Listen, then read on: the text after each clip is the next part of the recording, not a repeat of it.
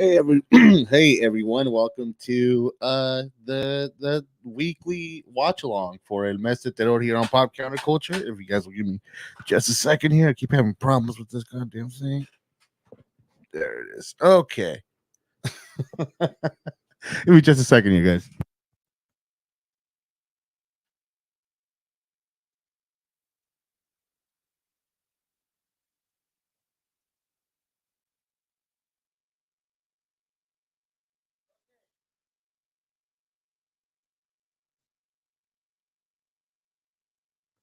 All right, that should do it. All right.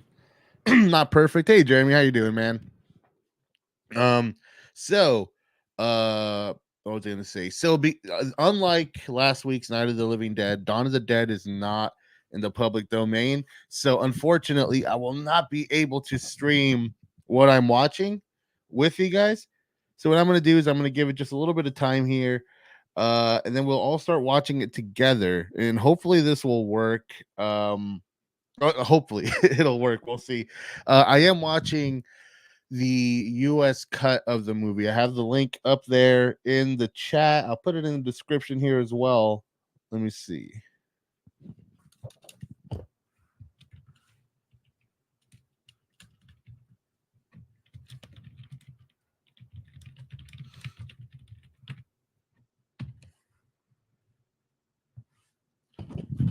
Oh god damn it. Okay. I'll put that aside for now. It's got a little bit of barbecue sauce on it. Okay. Let's see. Okay, so the link is in the description. Yeah, within the what? Okay, no, that's fine. Just change the thing, please. Okay, save changes. That ought to do it. But yeah, let's. I guess let's go ahead and get started. Maybe I can get a. No, I don't want to risk it. I do not want to risk getting this copyright struck and stuff like that. So we're gonna go ahead and get the movie started. We are going. We're gonna go right at a. Let's see. I'll do a countdown from 10, starting right now. 10, 9, 8, 7, 6, 5, 4, 3, 2, 1. Here we go.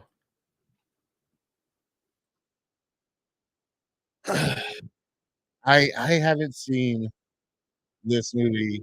Uh,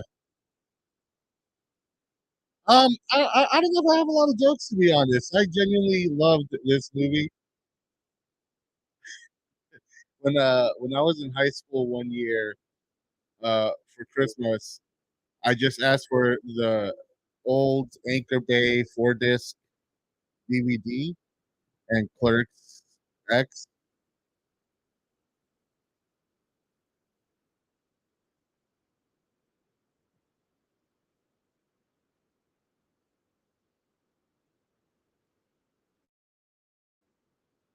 I think it's interesting that this movie starts off starts off with them in a news station and stuff like that, because the last movie at the end, the climax, oh hey, there's George Romero right there. But yeah, like I think it's cool that this movie and his wife, that's George Romero and his wife right there. So yeah, like in the beginning of Act Three of Night of the Living Dead, it starts off with a media report. I tell you, George Romero has a knack of using silence very well.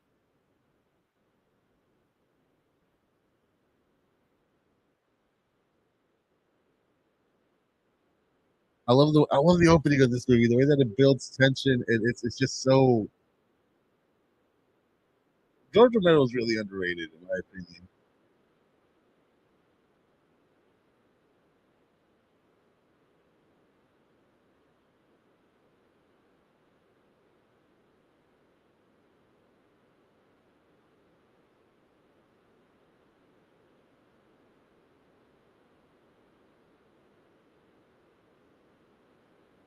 Oh, my bad. Okay, yeah.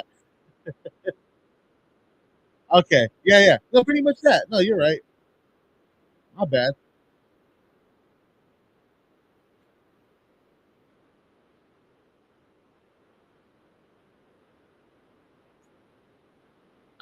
like instantly right off the bat, the movie is like elevates the stakes and expands the scope of the crisis.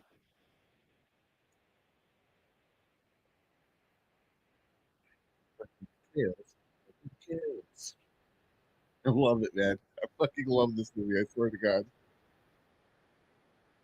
For those not following along, we are currently 2 minutes and 53 seconds into the movie.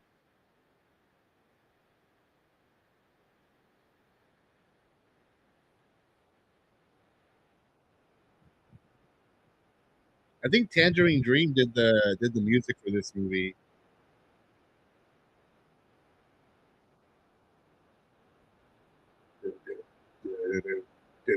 Real simple, real effective, real atmospheric.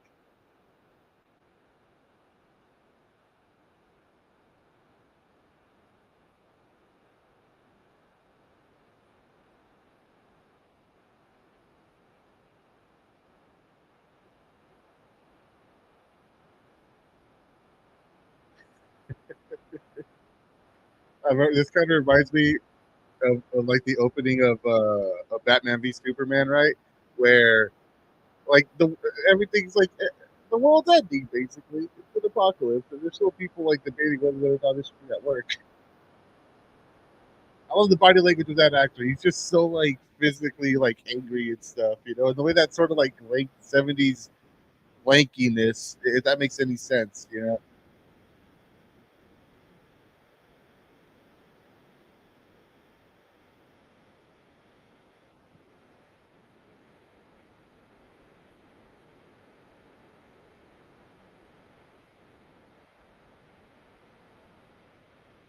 I think after this we cut to the actual. Oh yeah, the helicopter pilot. Dude, I'm getting so much nostalgia watching this. You guys have no idea. This is how I used to spend my Saturday afternoons when I was a kid. I can't tell you guys how many times I saw this movie in high school. You remember?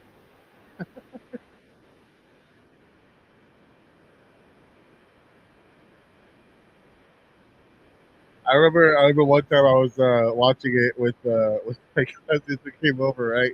And they were laughing at like the cheesy effects and stuff like that, and I was like, "No, you guys, this is serious satire." I mean, it is, but it's also got cheesy effects. But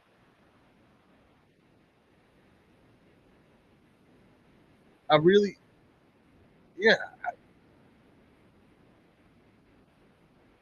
like just he's also just got a knack of getting really good work out of non actors. You know,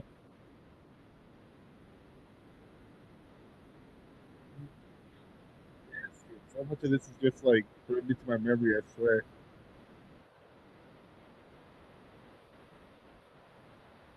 Like every single person in this intro is incredibly memorable.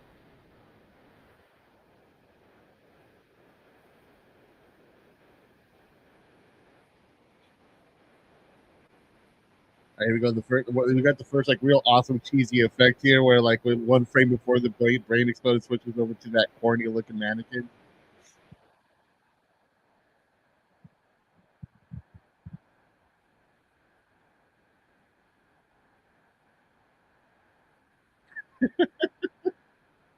Future Trump supporter right there.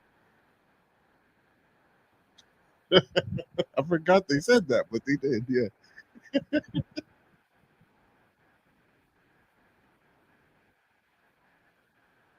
dude. I promise you, there's like dudes in Sacramento saying exactly that right now.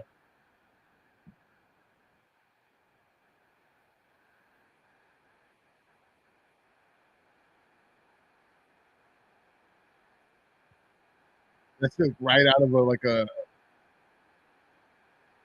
You gotta admire that like George Romero just goes for it. It starts off with like this chaotic media thing, and then like this standoff on top of a building. It's just cold, I tell you.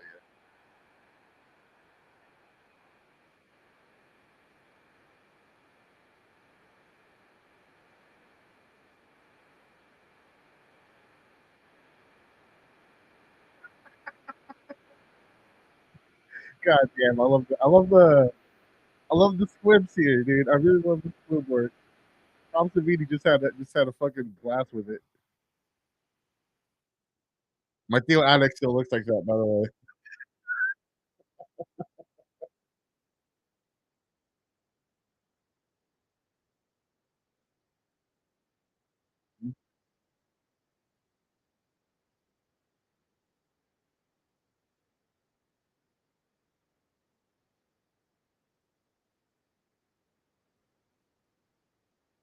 This one kid gets like a gnarly close up here.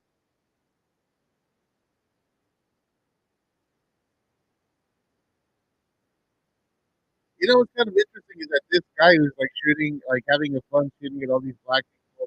There it is, right there. I find it interesting that the guy who's just having a blast, just going around shooting brown people and black people, looks so much like the sheriff at the end of Night of the Living Dead. You know?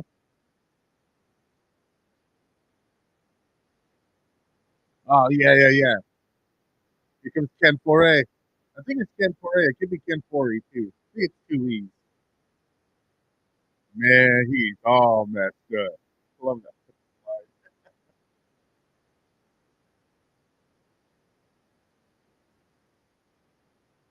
Just straight up takes him down. That dude was out of control.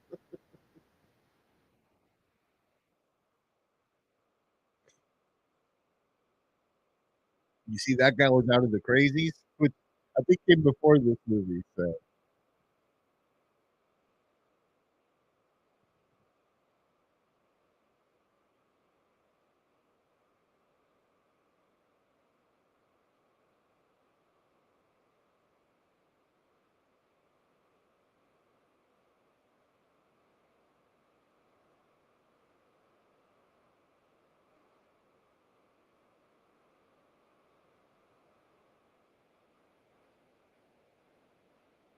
shoot it, man.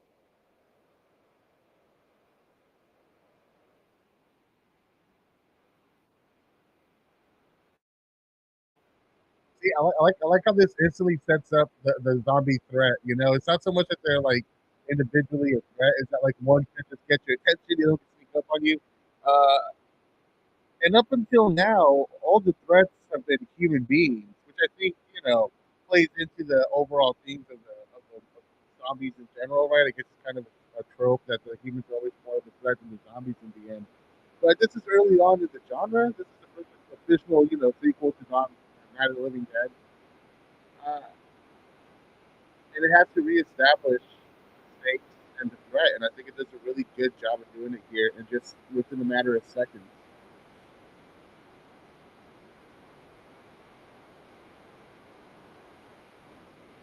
I love what look at the neck. Oh,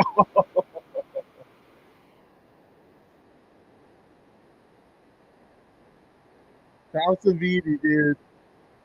I think we're pretty sure this is early on. I don't know what Tom Savini did before this, but like he does fantastic work here, both in the effects and straight nihilism.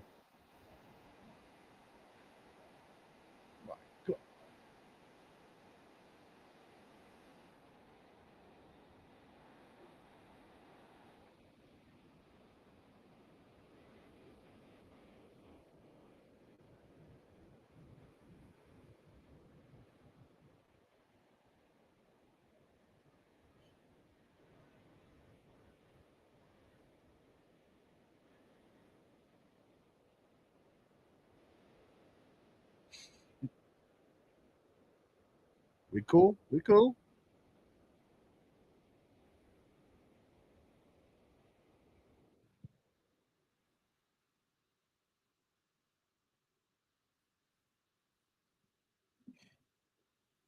I think of all the Romero Dead movies, this is the one I've seen. I've rewatched the most. I've seen all the different versions of this one for sure.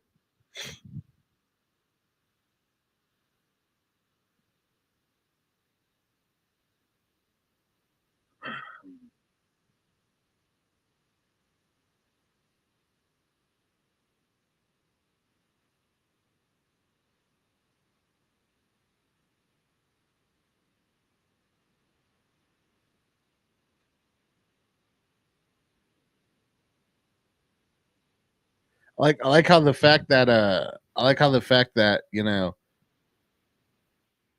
yeah.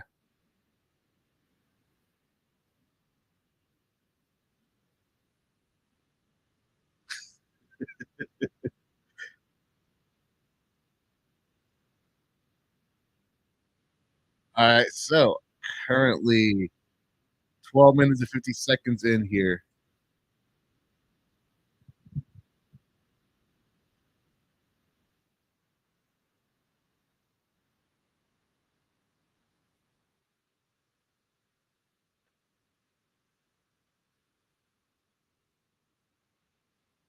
There's just so many, like, little one scene characters here that just really help build up the world.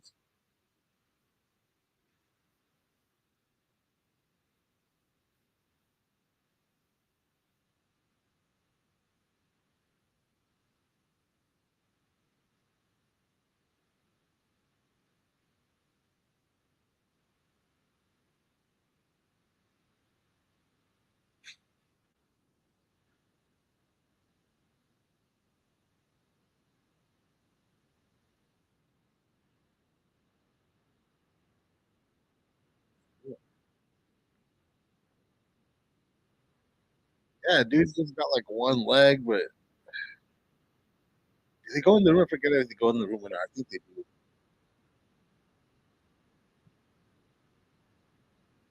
Romero just loves his hands going through walls. It's sort of like a constant, uh, visual within his work that sort of became one of the defining tropes of the genre as well, you know?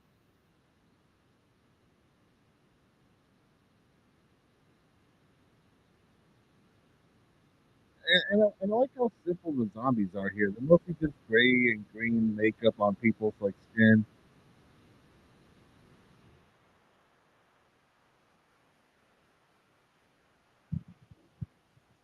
By the way, we are currently 14 minutes and 40 seconds into the movie. The link is at the top here. Let's see if I can pin that. Yeah, pin. Oh, wait, wait. I'm not going to put myself in timeout. But yeah, 14 minutes and 55 seconds in right now.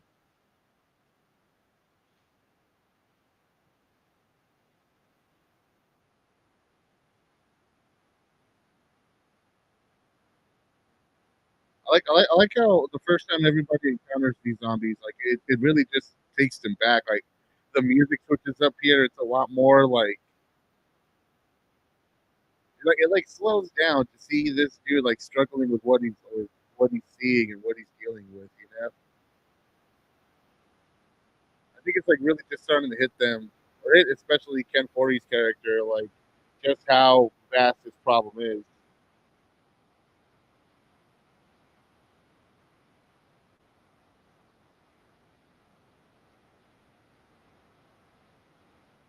I find it interesting how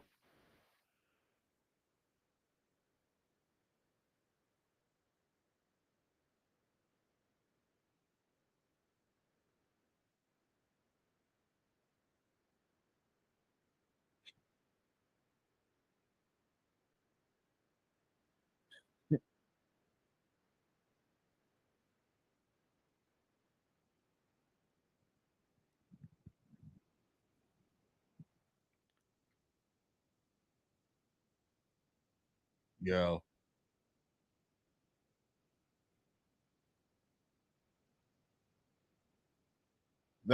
just like the sort of real snappy editing too through all this.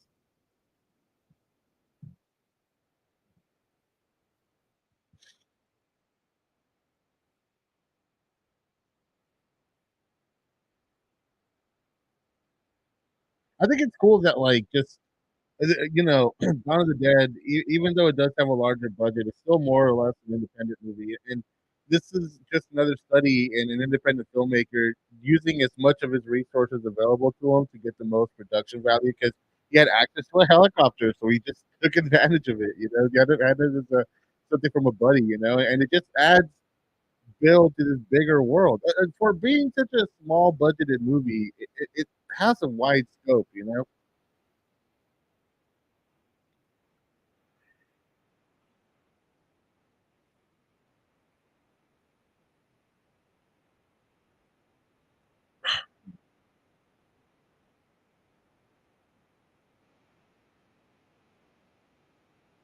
Coney Island.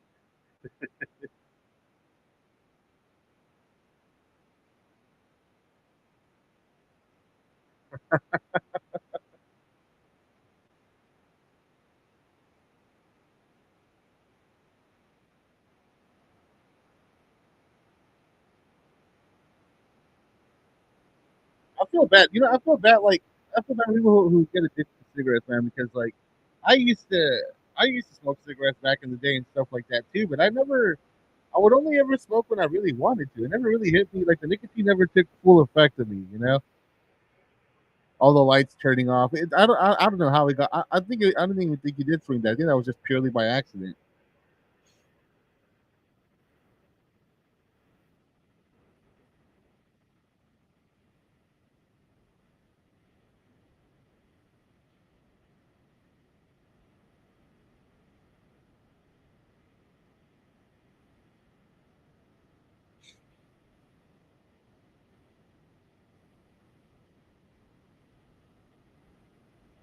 I like how you could just like, yeah, they just have like sheet like diffusing sheets over the windows, shining lights in, and people just rocking the helicopter outside and shit. I just once again, guys, catching everyone up. We're currently 19 minutes and 5 seconds into Dawn of the Dead.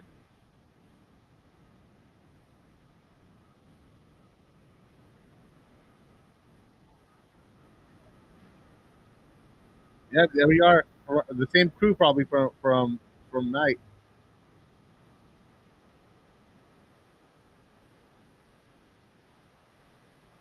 I mean, can you imagine just like be watching this movie in like the 1970s? Because it's an independent movie, right? And George Romero did a road show of this movie. I don't think he even did a traditional theatrical release. So you're in the theater with this guy who just did all this on his own, managed to pull all this shit together more or less on his own. It feels like a big ass budget movie, but it's not. I don't even think it had more than $1 million.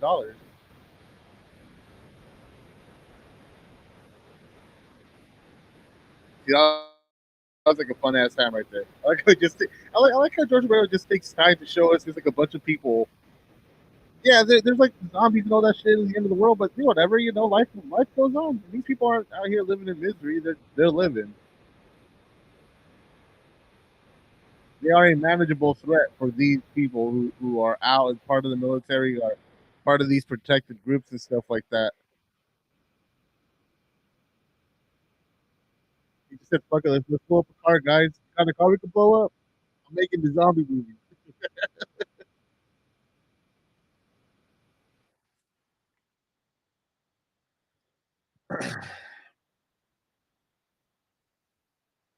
I wonder how long these guys have to be out there shooting zombies, uh, shooting people before they got just kind of used to not feeling too bad about shooting such human looking things.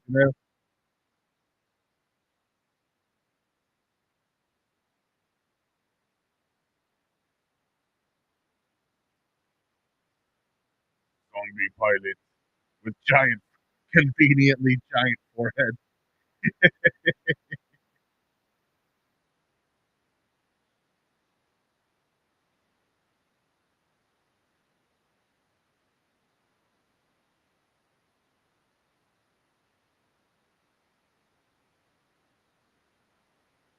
And stuff.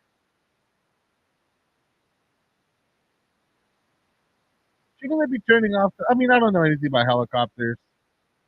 Uh, my brother says he's never fucking turned off his car when he's gassing up. But isn't that like a thing?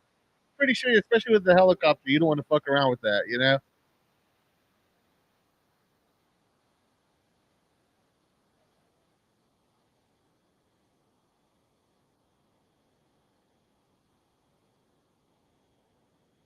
Again, he just takes a moment where there really is no conflict. They're just getting gas, right?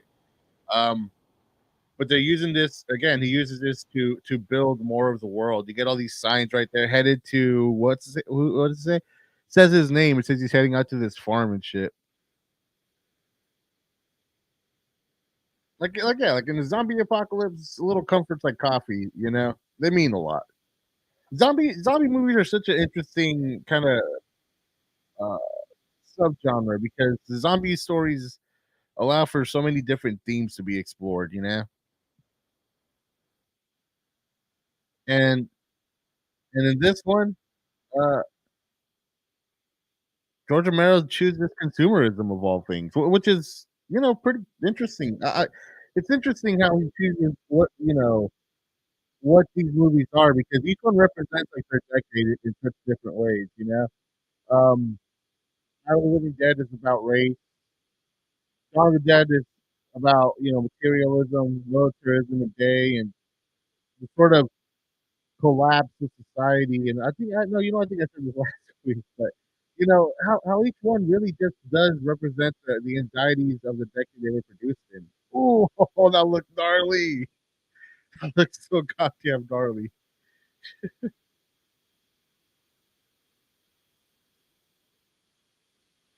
This zombie actor is crazy. He's just like rocking like that. Oh, I'm a zombie. I'm a zombie.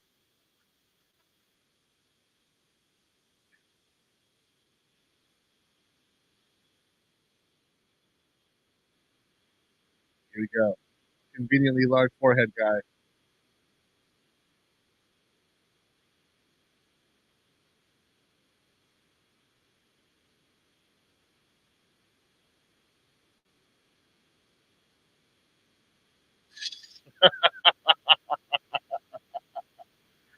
That looks so great. Ah, I love these visual gags. I feel like Tom Savini would just like show up on set. Like, I remember, yeah, okay. I remember the zombie kids, dude. Oh,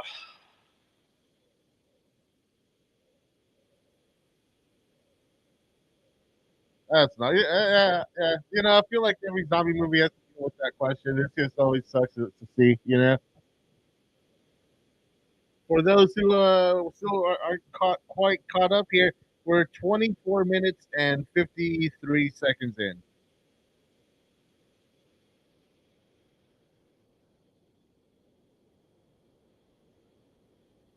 Yeah, the poster zombie looking like the dude from fucking Hills Have Eyes.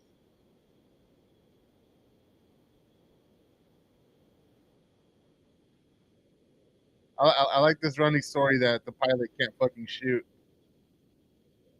And then it's all visual storytelling. That dude shoots like five fucking shots and can't take a hit, but the military guys just need that one shot and they always take him down.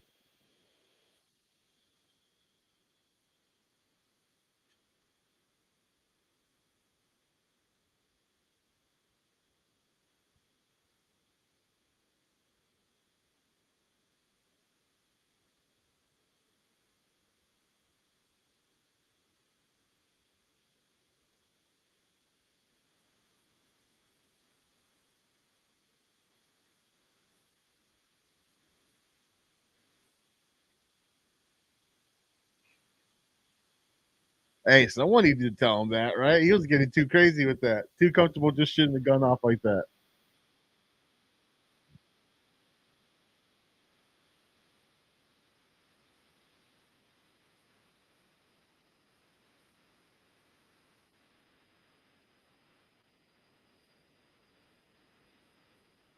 It's a great voice for horror right there, right? Holy crap!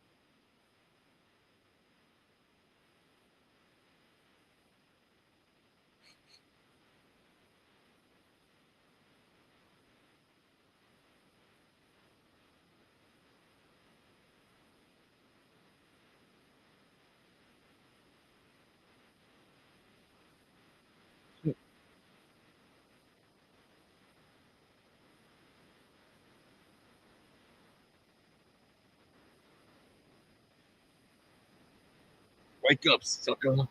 I love that shit.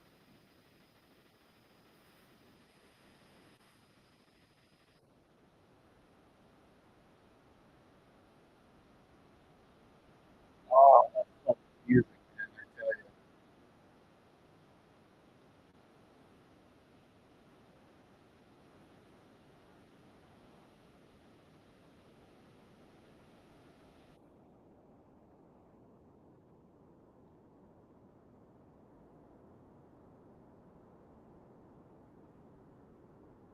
I wonder if the mall. I remember back in like 2000. I think 2004 is when the Anchor Bay DVD set came out. But I remember there was a set there where the mall was still standing and all the actors went to go visit. But I wonder if it's still standing today. You know, all the malls are just dead now. Excuse me.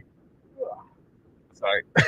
A lot of malls are just dead now. It would suck if that one is dead too. It should be considered like a piece of history, in my opinion.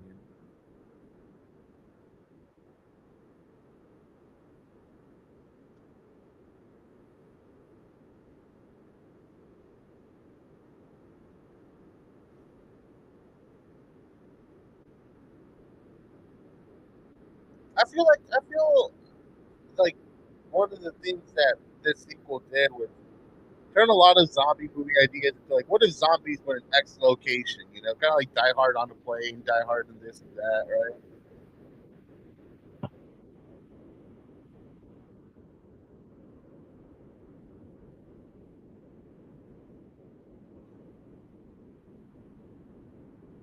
Homeboy's got a plan.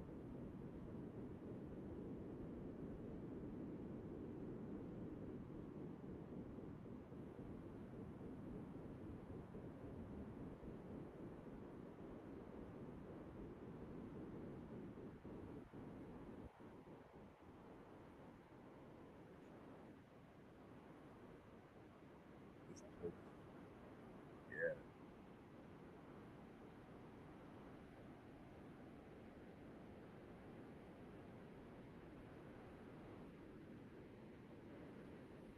there you go. It's an entrance, folks.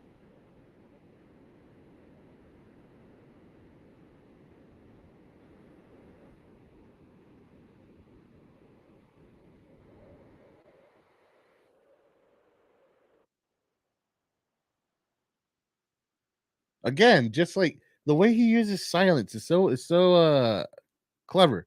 He usually seems to like to establish a new location, a new setting with silence, and then fills in the soundscape as the scene goes on, you know?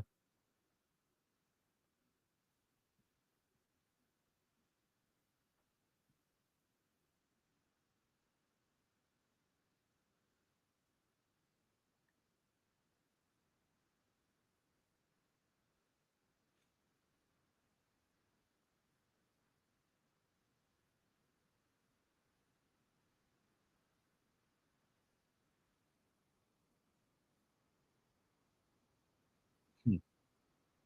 Spam wasn't gross back I think Spam was just kinda like not didn't have the reputation it has now, you know?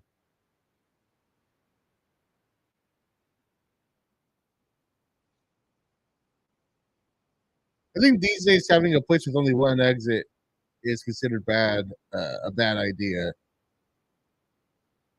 Yeah, it's kinda like standard common sense now.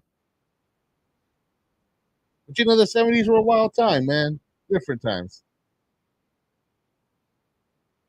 I'm not gonna lie, if I could go back to any decade for, like, a week, I will probably do be the '70s and shit, you know? Maybe, like, for, like, a month and a half and make a make a little horror movie or something. Oh, good stuff. Oh, shit, that's tight. Hey, what's up, B-Ball? Good to see you, man. Rip a verse, how you doing?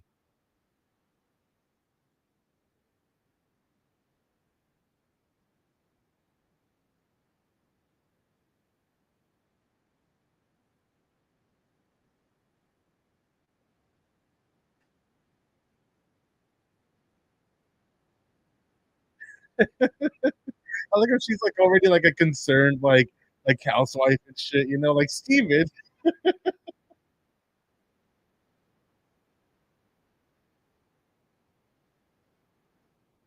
Here we go, guys. We got a pretty good part coming up. We're 32 minutes and 10 seconds into the movie.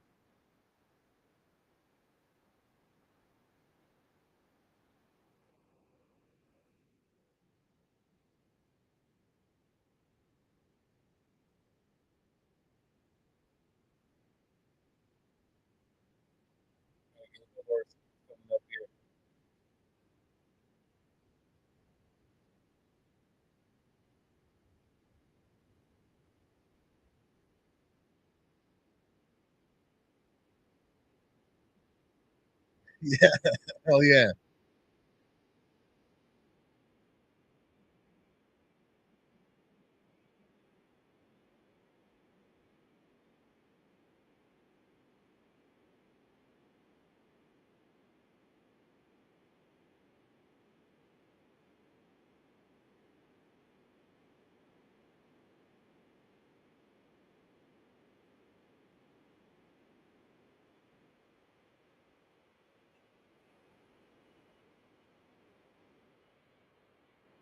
Pretty sure there's at least one zombie in here, right?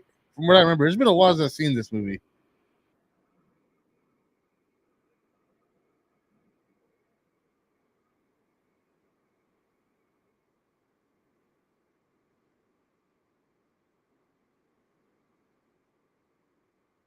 Hmm. Wait, is it the fucking? Let's see.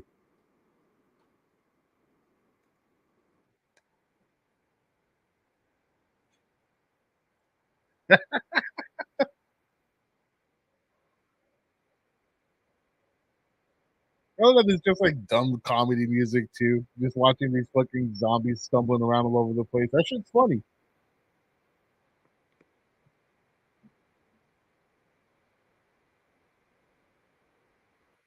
I think it's interesting when you get a bunch of non-actors and you just tell them, "Hey, what is your favorite part of movies, beginning, middle, or end?" I don't know. It just kind of depends on the movie. Some movies have better, better sequences of all of them, but I noticed that the best movies, my favorite movies, tend to have very strong openings. So I guess beginnings. I never really thought of it like that.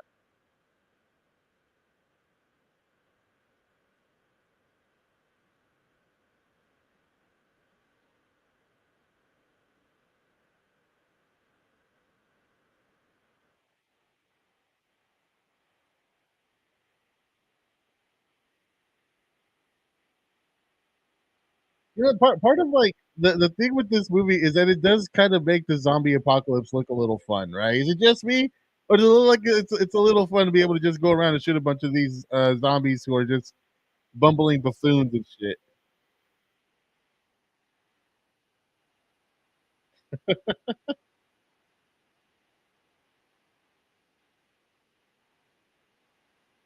I didn't even really take the time to like kill all of them. Just the ones they need to. They run past most of them. It's kind of like playing Resident Evil, right? You don't actually go killing every zombie. And let's be real here. The pilot boy just wanted to be a part of all the fun.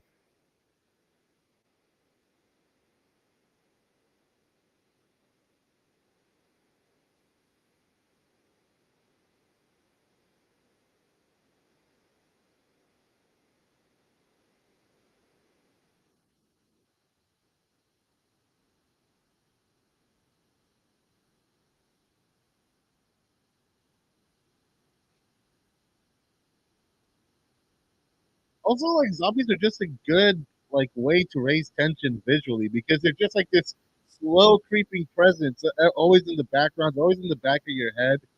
Yeah, they're brilliant horror monsters. I feel like so many other monsters just tend to have like their own set of themes that you can explore with them, like Frankenstein, the ideas of God and man versus creature, all these different conflicts with vampires. It's all about seduction and sexuality and stuff like that. But like in zombies, they do kind of have of course, mob mentality, and that always just kind of becomes a part of these movies. But I think also they could be sort of standards for so many different ideas and provide so many different explorations and so many different opportunities for horror.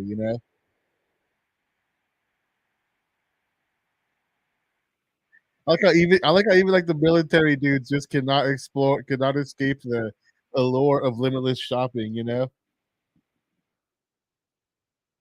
One movie for you, or can you ignore the ending? I mean, I think a good ending will make you leave a theater feeling pretty good regardless.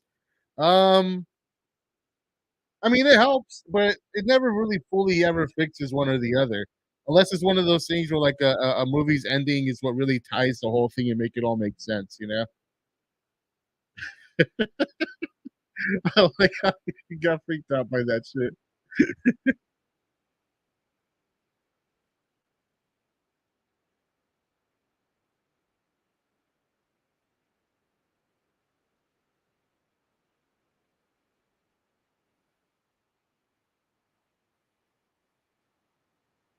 You know, honestly, like I feel like being in the mall is cool. I don't know. I think well, do you guys think being in a mall would be the best place to be in a zombie apocalypse? I think that's a pretty good option. But I think if you had to be in any store, maybe like a Home Depot, like a Home Depot in the middle of like a strip mall with a couple of restaurants and shit, you know?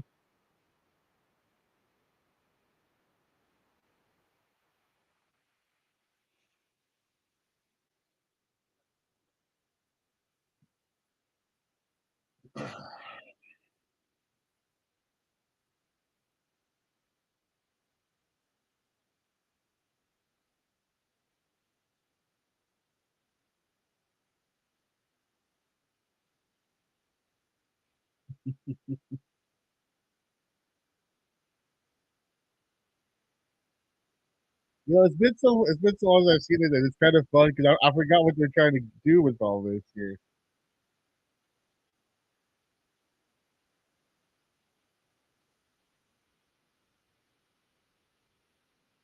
Dude, the '70s is my favorite decade. '70s cinema is the best cinema, dude. If you ever just want to go into like cinema history, you'll find the majority of the greatest movies ever made are in the '70s for a reason. You know, it's like the most vibrant time to be making movies and shit.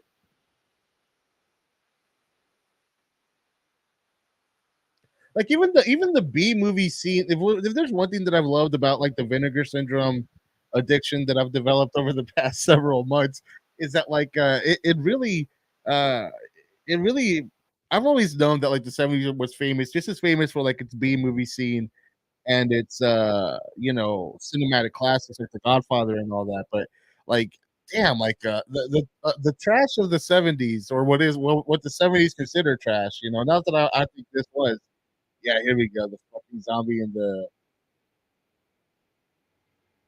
if you've read Jurassic Park the book, tell me this don't remind you of the raptor in the fucking hallway scene. You know what I'm talking about when Grant's in the maintenance shack and shit? Because like he's all pale and stuff, you know?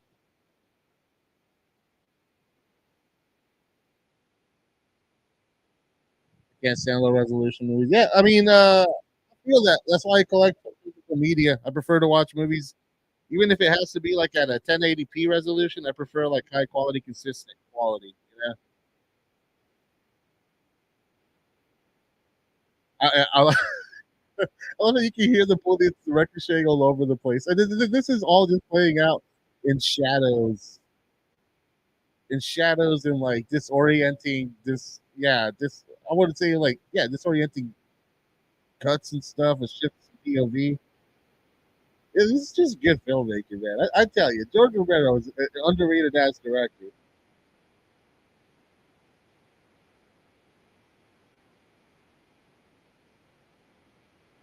Now, speaking of resolution, this is making me want to pick up the. I forgot. I think it's Second Sight who has the Blu-ray or the 4K out, and I hear it's like almost that fear in his eye. I like how the light caught him like right at the right time so you could see it.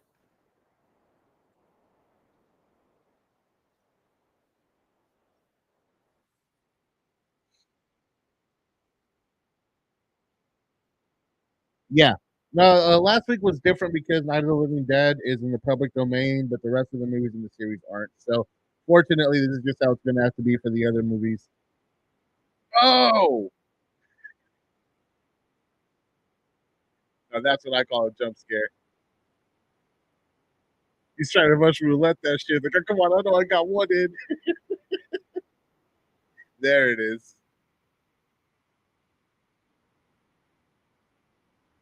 So, rumor has it that Michael Cimino got his inspiration for the Deer Hunter from watching this.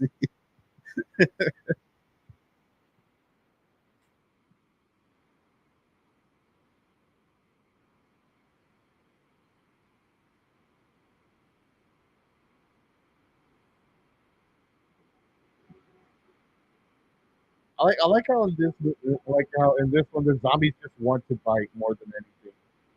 and they seem to be a little more faster than they were in Night of the Living Dead, in my opinion.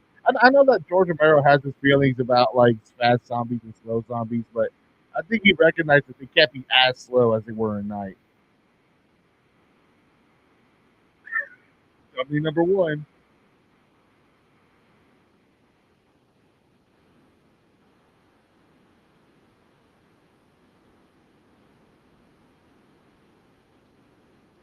I like how they're kind of annoyed by Flyboy's like inability to fucking hit any target, but they don't like abandon him or like treat him like shit for it. Like they take him in and try to fucking make him better, which I think is a pretty good example of like how homeboys should be. You got your zombie monk. Okay, all right, guys. If you could be like on in a zombie movie as any sort of zombie, what would you portray yourself as? Over the past 50 years, you consider the 70s the best.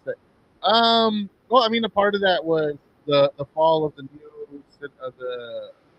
new Hollywood movement that came with the failure of a lot of big budget auteur driven movies. Famously, Heaven's Gate was one of them. And that just sort of made a lot of studios on the screwdriver kill. Hell yeah, yeah, and that just made a lot of studios a lot less willing to take risks on director-driven movies. And so in the '80s, what you saw was studios getting more creative control through producer-driven movies, and that's why the '80s to me it kind of reminds me of the 2010s. Like they're an era where movies weren't made by the most passionate people on set. That doesn't mean that like that led to bad movies. There's a lot of great movies in the '80s and 2010s and all that that were made that way. But I think when that's the prevailing way to make movies, cinema as an art form suffers and stuff like that. What the '80s had going for it though was like that was the decade of incredible practical effects, just like the 2010s were the era of like CGI becoming like up until like recently, peak in its quality.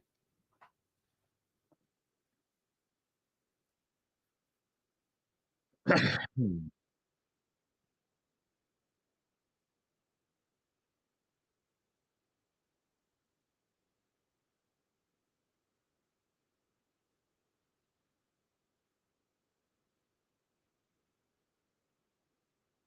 what I mean? You give 5 words of confidence, even though he kind of fucked it up.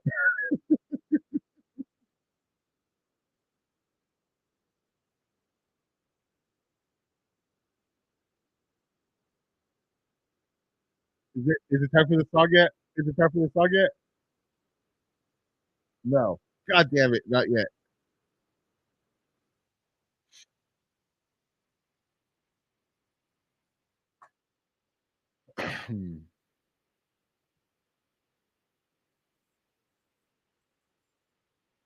Kind of cold blooded that of all the zombies to be having to have to go in and attack the poor woman when she's by herself, it has to be the Tibetan monk. Let's give it the Tibetan monk dirty.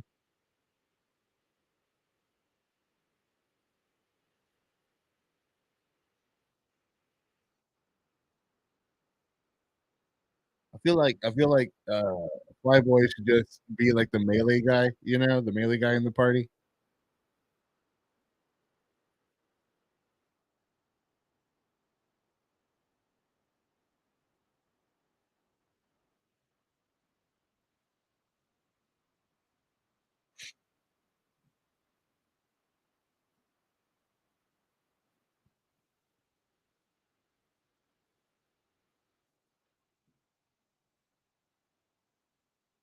Yo, yeah, Flyboy.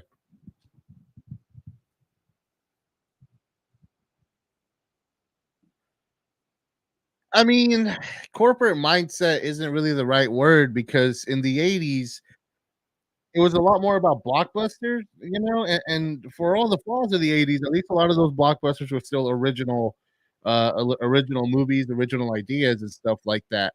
Um, I think it was a corporate sort of mindset, but not in the sort of way that we know it now, where it's all about remakes and all that sort of stuff. I think it's much more just having that corporate mindset where everything needs to be an absolute hit all the time, or at least.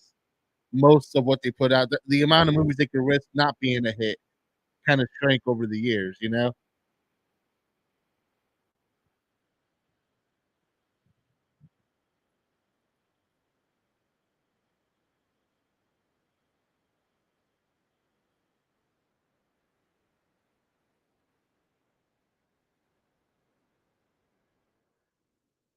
Like, I just feel like there's so many things that are just accidentally deadly at a Home Depot, you know, that you can just make really deadly stuff out of. I feel like a good thing to be during a zombie apocalypse would be a welder fabricator, and I don't just say that because I am one myself. I say that because you're a welder fabricator. You can fucking fabricate anything out of metal. Alright, guys, for those who are just joining us, we are 48 minutes and 37 seconds if you've gone to the bed.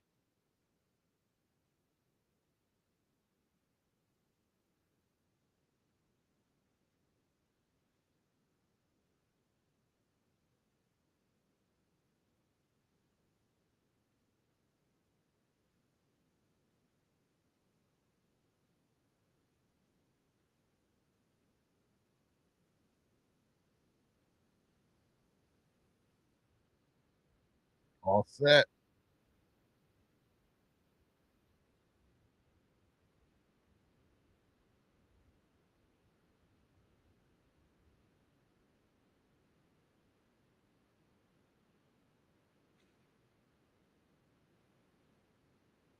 I just love how the zombies can be either, like, gray or blue or green depending on the lighting throughout the entire movie.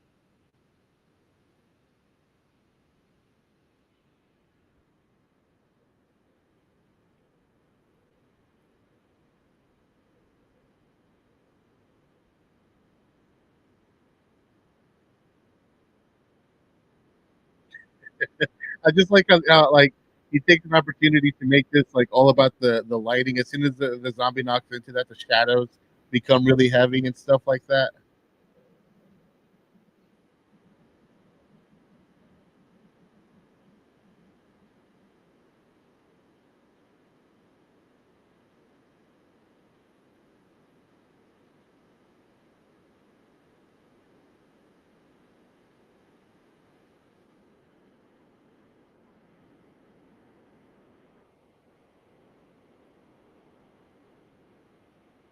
You gotta give it to her. She's resourceful.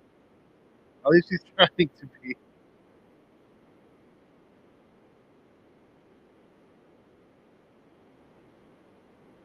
Oh, is my boy gonna finally?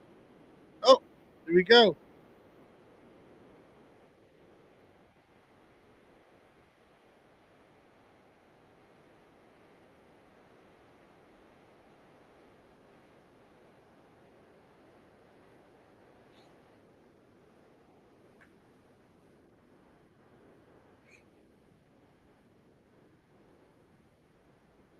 I really like the just sort of the efficiency of the two SWAT guys. I think they were in SWAT, right?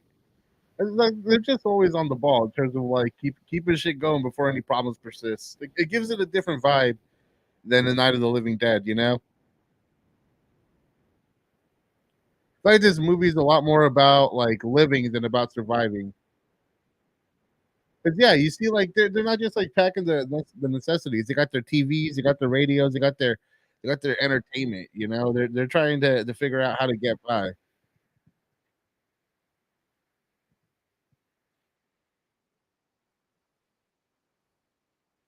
I like how he's trying to say that to her after she just got like almost bitten by a fucking zombie. Some dudes have no tact, I tell you.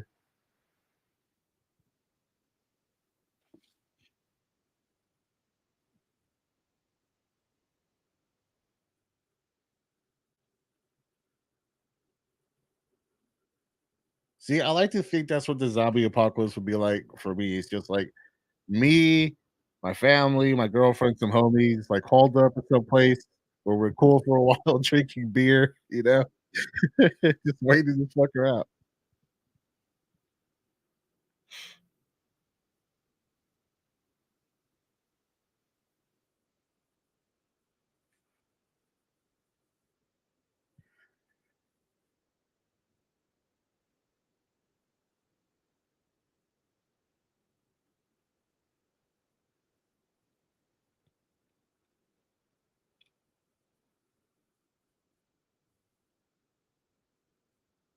Dang.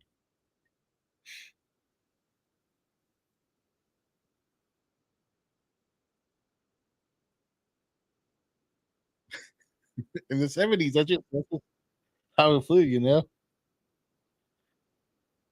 If I were given a budget of $5,000,000, what kind of movie would I make? I would make I would make a very low budget dinosaur horror movie. That's what I would do. That was definitely what I if I had that big of a budget and I just have, like, a chance one chance at that kind of movie, yeah, fuck it. Uh, let's make a horror movie, with, starring with, people trying to survive dinosaurs. Fuck it, yeah.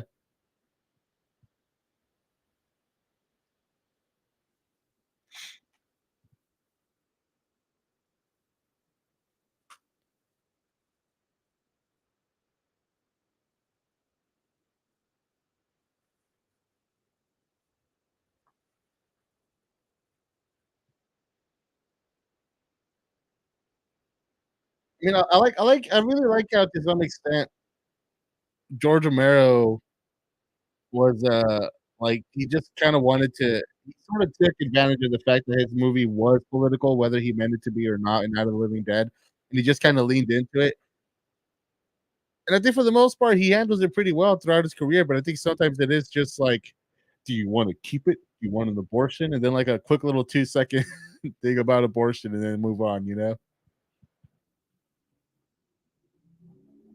Yeah, yeah, Jurassic Park meets Alien, you know?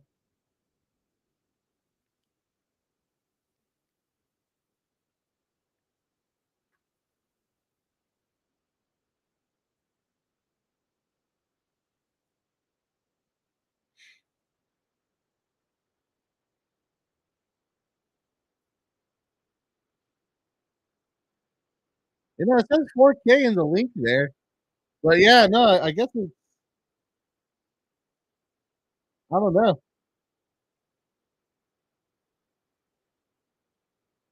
Well, I think this one was shot in I don't know if it was shot in 35, I think it was shot in 16. It's funny as a kid, I was often annoyed by Steve as a character because he's so bumbling, but as I get older, I felt for him.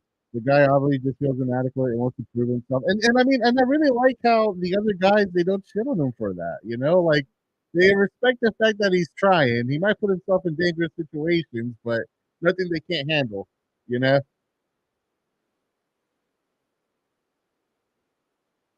I like a lot of the B-roll of just, like, the zombies living, and I like how they're all just so, like, blown away by escalators, you know?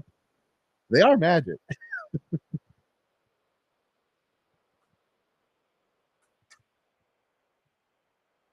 That's like Francis Ford Coppola, Mexican non-union equivalent.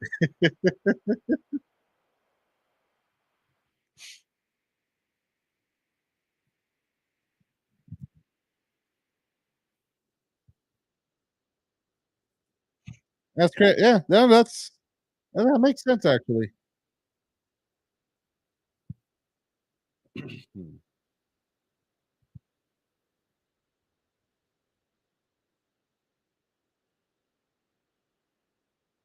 But I'm pretty sure I mean, I've seen a lot of, 4Ks of 16 millimeter films though, like, I think blown up 16 millimeter looks really good too.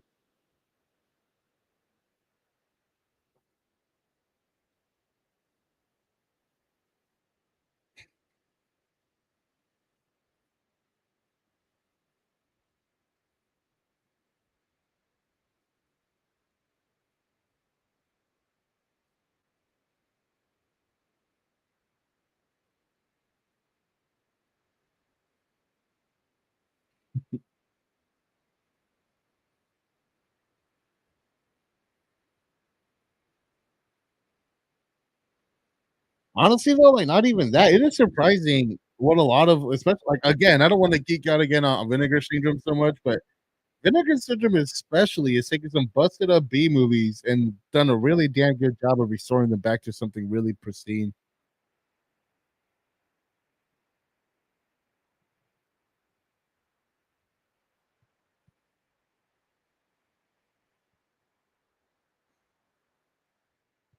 I like that about France. She recognizes that she recognizes that like, "Hey, I've done nothing so far." And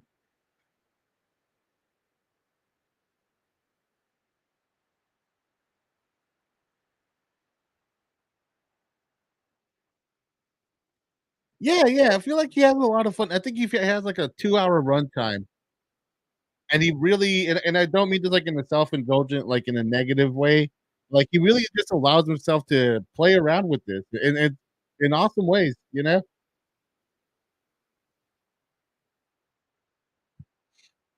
Yeah, no, that's true. But like what's crazy about Vinegar Syndrome is that they often get some collections from just like private collectors who don't always take the best care of their work. And sometimes you can kind of see it. Like the Carlos Enrique Tawada set has some rough like blue streaks that they couldn't quite get rid of and stuff. I mean, you can see certain sort of elements of it, but they're rare and far in between, which I think says something when you see like what they're willing to, I guess, like what they put up with visibly. If that makes any sense.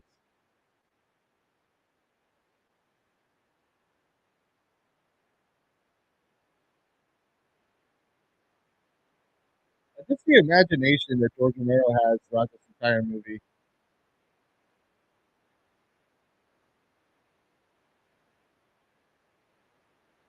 And the fucking Tangerine Dream fucking soundtrack is so creative and different for a horror movie. I mean, it has those horror songs in it, but he just allows it all to be a little more. Uh, what's the word I'm looking for here? Playful. Release on Blu-ray now. Amazing release for movie collectors. I tell you, dude, like I've gotten a much larger appreciation for all that, especially this year. You know, mostly entirely from just being a Vinegar Syndrome nerd.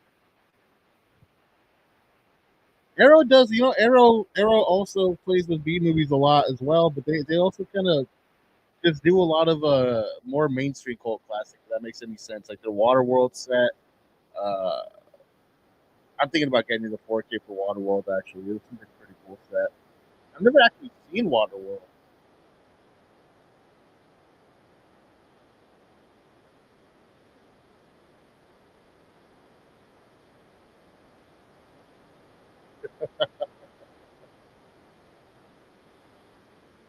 I love how like I love how effective the fake running over of the zombies are.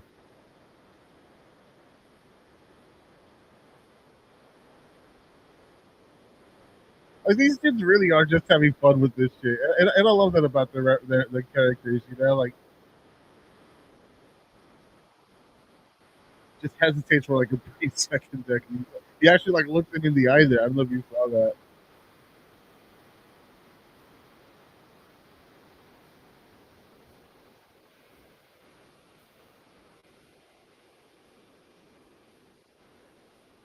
I agree. Yeah, and not just that, but like these restorations and all this, it just kind of gives them like a new life and a new perspective. I don't know if you know about the New York Ninja restoration that Vinegar Syndrome did, where they just came across these random reels that had no audio from this movie that just never that was nobody even knows that they shot the whole thing, but they cut all the footage together and they brought in some voice actors and they finished this movie, and it's wild, dude. It's like birdemic fun.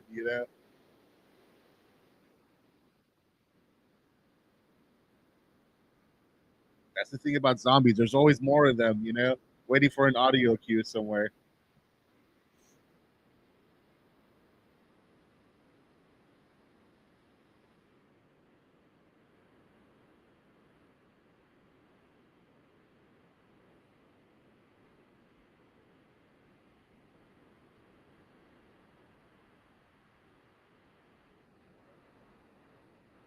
Is this where? Is this where? Oh, hold on.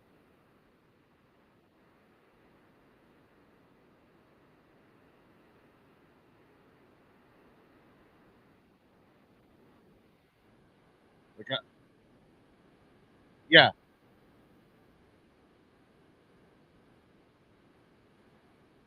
Oh shit.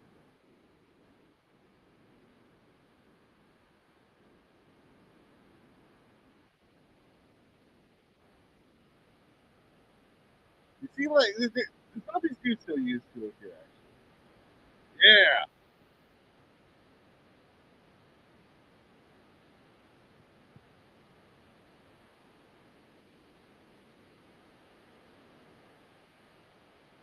Yeah, yeah, dude. That's one of like the best releases that Vinegar Syndrome has. That one and God, Hotline Miami Connection. I think that's Arrow though. But you got to check out Miami Connection. You got to check out New York Ninja, man. It's some really off the wall stuff. Oh, oh, blow her head off. Oh, that's just badass, man. Blood Beast from Vinegar Syndrome looks better than it has any right to be until the end credits, where they obviously have to source from somewhere else. Yeah, yeah. You know, you can tell that's you can tell out the Vinegar Syndrome has some compromise on shit like that, but I think that also kind of has its own charm as well. You know, to see the effort that they went to visibly in the final product. Because let's face it, they didn't have to put the end credits. Nobody, nobody really. Uh, Most people don't really care too much for it, but they do. They did their best, and I think that says something about them. Bastards. God, some of the line deliveries in this movie, fucking gold, I tell you.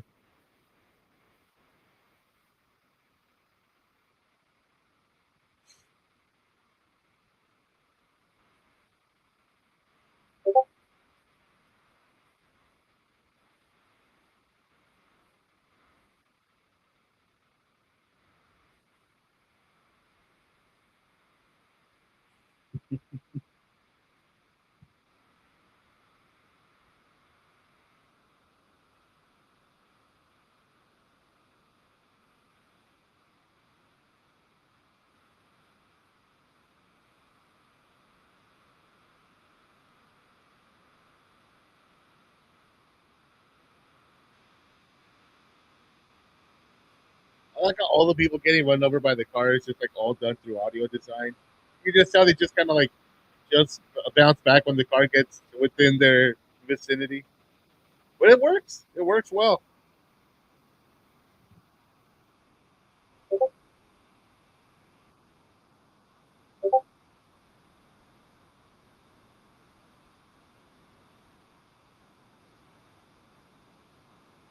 Turn off Discord right quick here. There you go.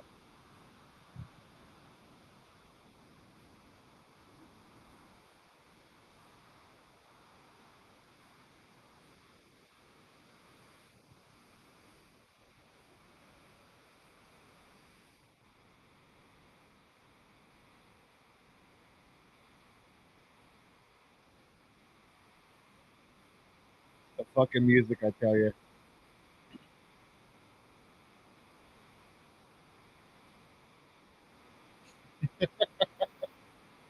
That guy was probably a band teacher. He looks like that guy. That guy looks like he was a band teacher.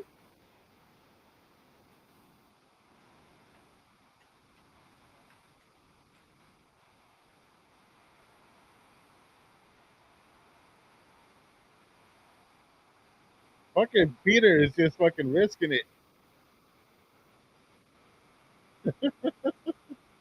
Can you imagine being like that lady's mom and then just having her forever preserved on film saying that line, shooting that gun?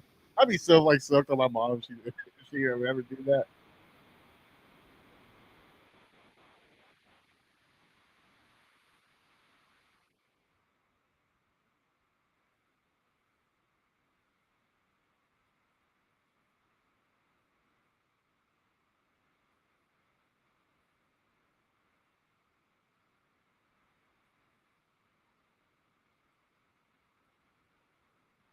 I read how some of the flaws in the picture have become too clear because when they made the film, they knew that people could not see that because of that.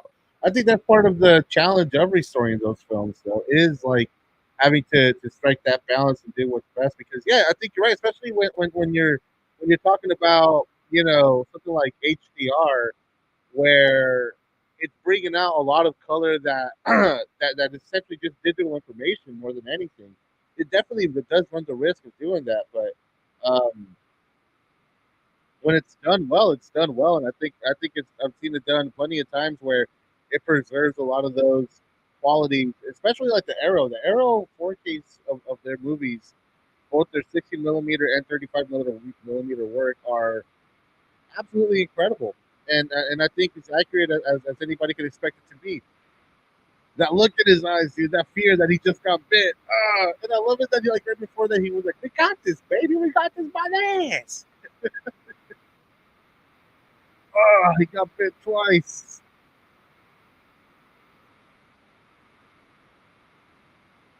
Yeah, bro.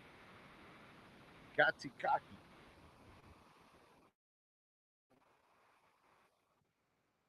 Oh yeah, no, definitely. I have the Hills Have Eyes on 4K, and it looks like 16 millimeter. It definitely does. It has that graininess, that thick graininess and shit to it. But in 4K, I think it actually, especially the way Arrow does it, they have a knack of actually just making it look like you're watching literal film instead of watching like a 4K transfer of a film. Definitely, 100%.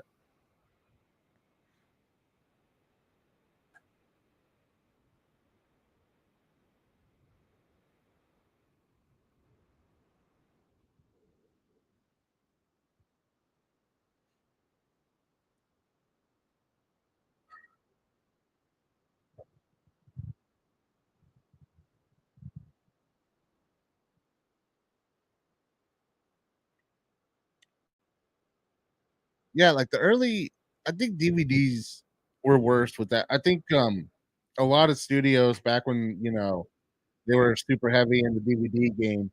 They had a lot of digital artificial sharpening to their picture that just kind of created all these artifacts that going back to a lot of DVDs, it looks ugly, not because of the resolution so much, but because of of the DNR. Yeah, the screen was covered in Vaseline. I didn't even know about that, but a deep grain Blu-ray. That sounds interesting. I mean, I'm pretty sure it looks like shit, but at least that's gotta be an interesting thing to have to see how best we can botch that shit, right?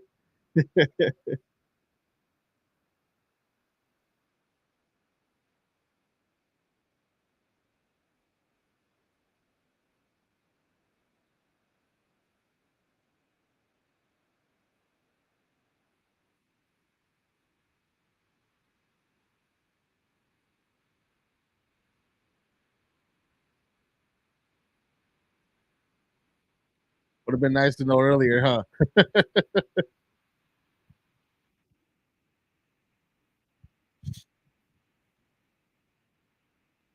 For those who don't know, anybody watching along, we're currently 1 hour, 10 minutes, and about 11 minutes into the movie. An hour and 11 minutes.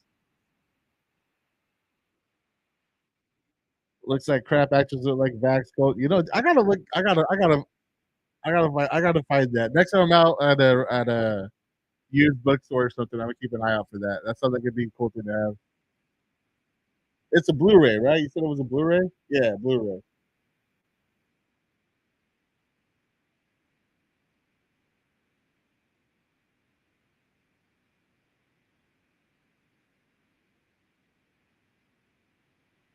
I like how to them it's just hunting sport now. The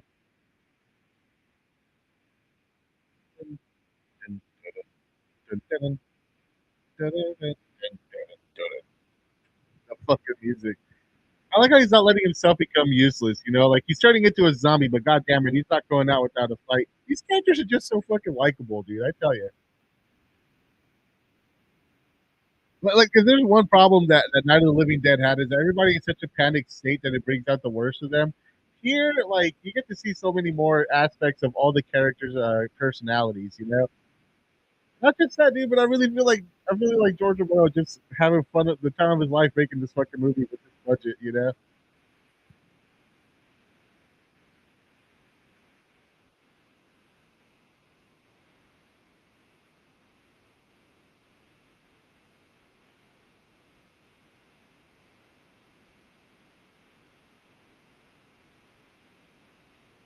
That's good, man. I mean, at least they did well by the movie in the end. Still waiting on those original Star Wars releases, by the way. If they ever, we have to wait for George Lucas to die before we ever see those again, unfortunately, which sucks.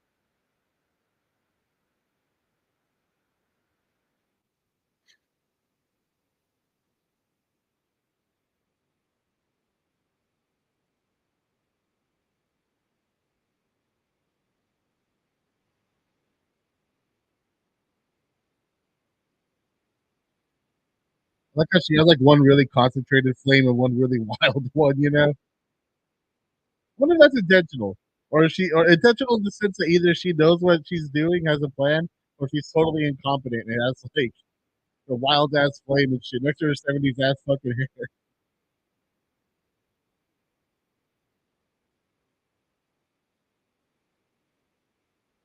Look how stoked he is on that.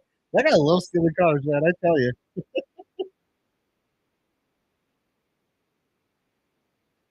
Unfortunately, dude. Unfucking fortunately. He'll fucking take him to the grave or something. Watch.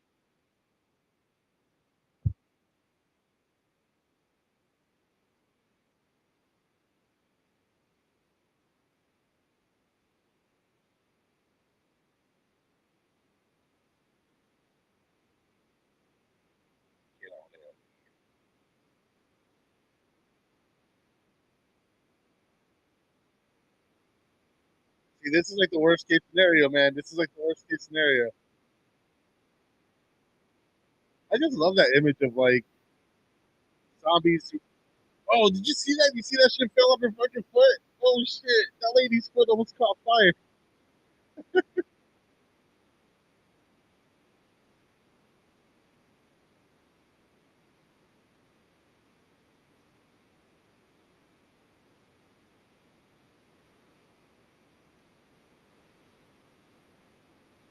Like, what if like?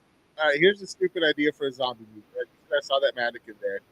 What if a movie where all the mannequins in the world became zombies, but like they became humans first, and that became zombies?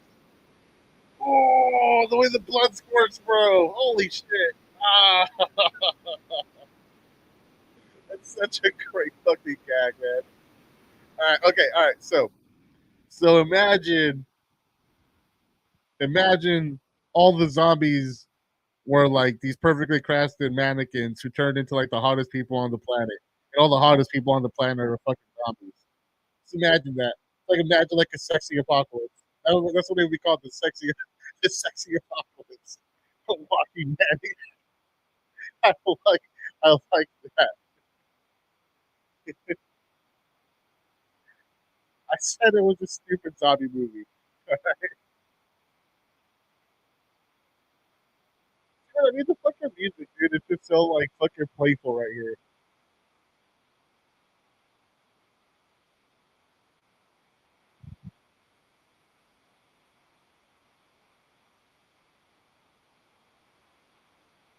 Again, dude, in the '70s, you just kind of did that. That wasn't a special effect or nothing. They just almost burned the dude's hand.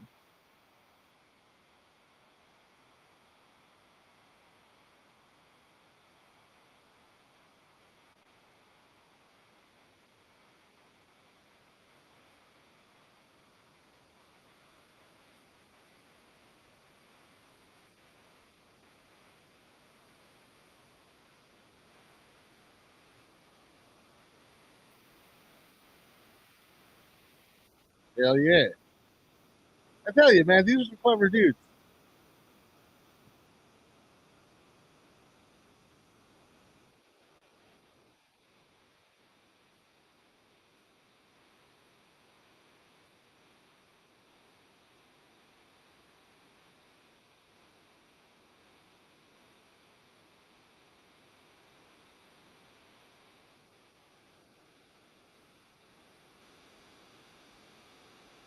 They just like the fun of filming these scenes, man. I mean, you could. This is just like the first. I think this is like the first of the scenes of this movie where it's just like, let's just fucking go wild. We got this. We got the mall for the night. Let's have some fucking fun here. And that's kind of becomes the prevailing film philosophy for the majority of the movie moving forward. You know,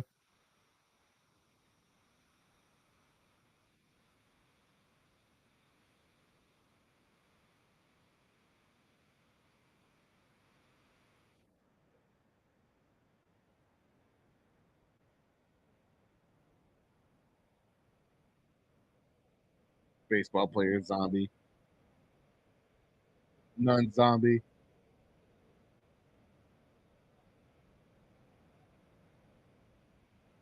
Max Arco Pit Cairn. That doesn't even sound. That doesn't even sound like it's the English language right there. Max Arco Pit Cairn. I don't know, bro. That's a weird name.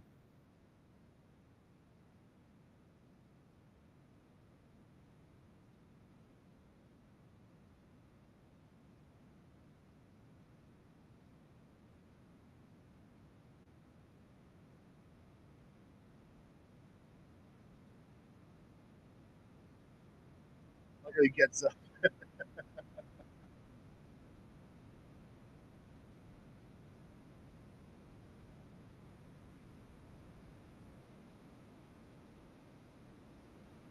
That's it, bro. You're sealed off. You're all set.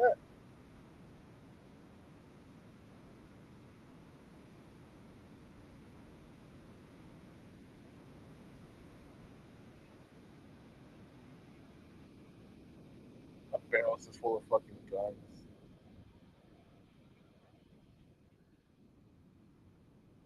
He's just kind of sort of guessing what drugs to give the dude.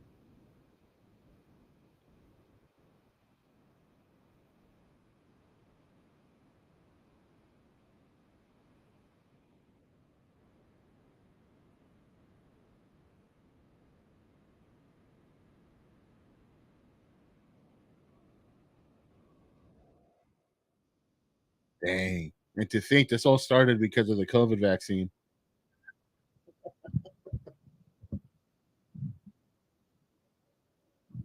I'm surprised there isn't like a wave of like zombie movies about like vaccines and shit.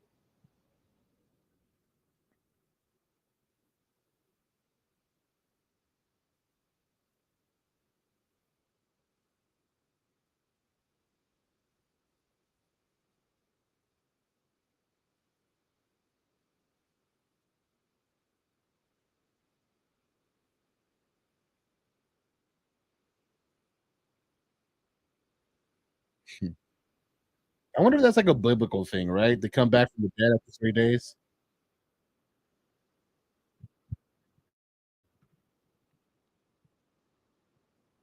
That's probably it, huh? Yeah.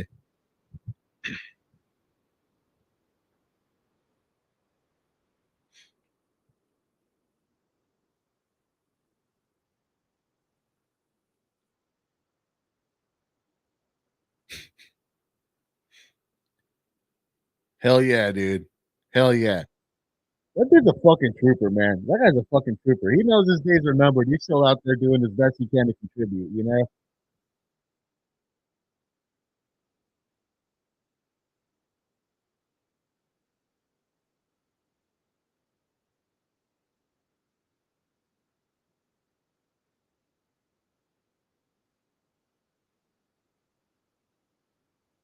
Does morning sickness still last after this long?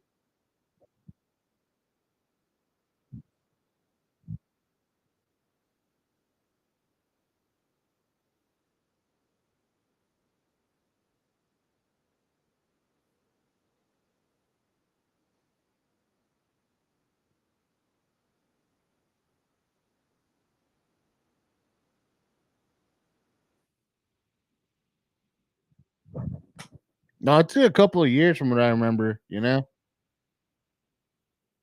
It's kind of funny. Somebody posted the scene from the end of United 93 the other day, and I forgot like how powerful that ending is. Holy crap.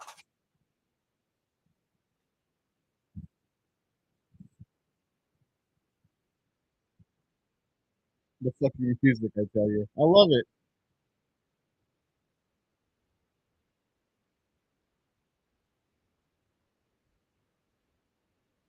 I like how the imagery is that he's not that different. You know, he's just gonna be wheeled around too in a cart.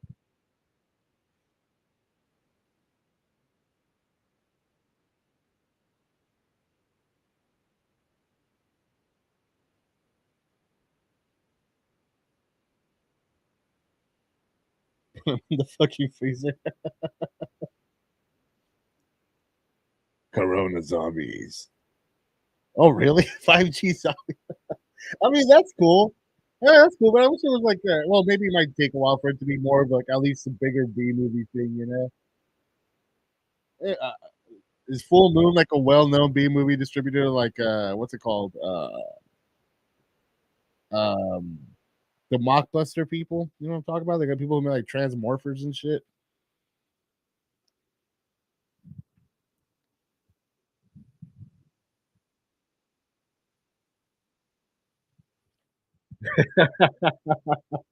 For no fucking reason, man.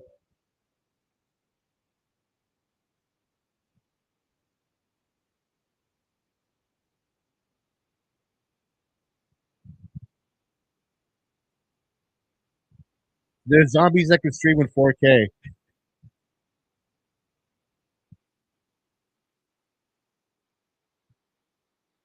Okay, now that all the zombies are defeated, it's time to go shopping. Get some candy, go ice skating, you know, sportsing, sportsing around.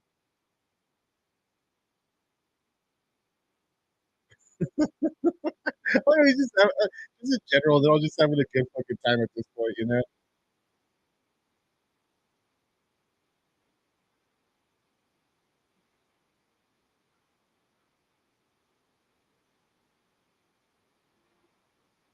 They're all just having flavors of fucking excuses to be a fucking asshole, you know?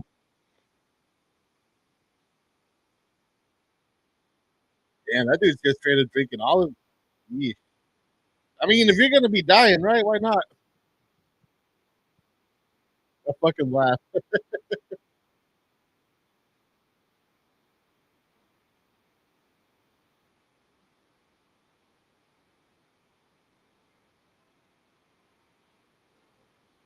Was she the hairstylist at the fucking at the TV studio? Is that her thing? Shit,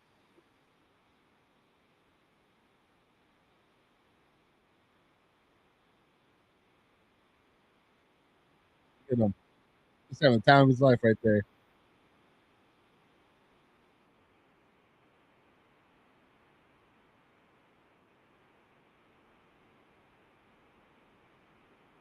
I'm thinking about getting into sim racing.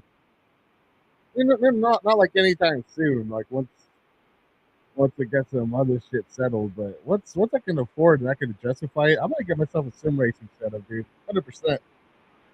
Be something like straight for fun and shit, you know?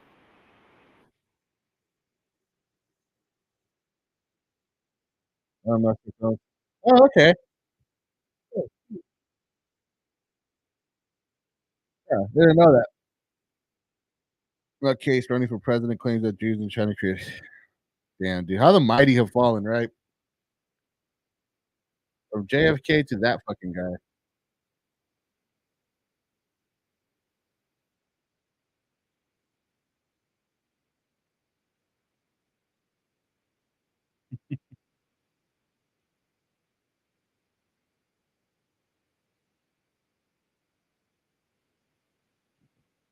The dead will walk the earth.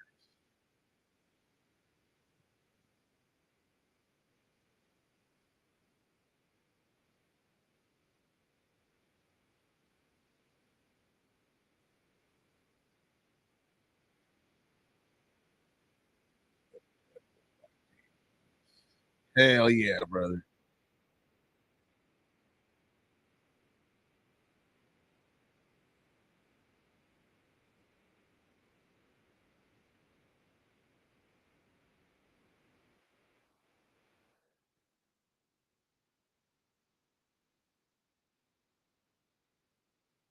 I like how they got olives though, like just olives all over the place for him, you know?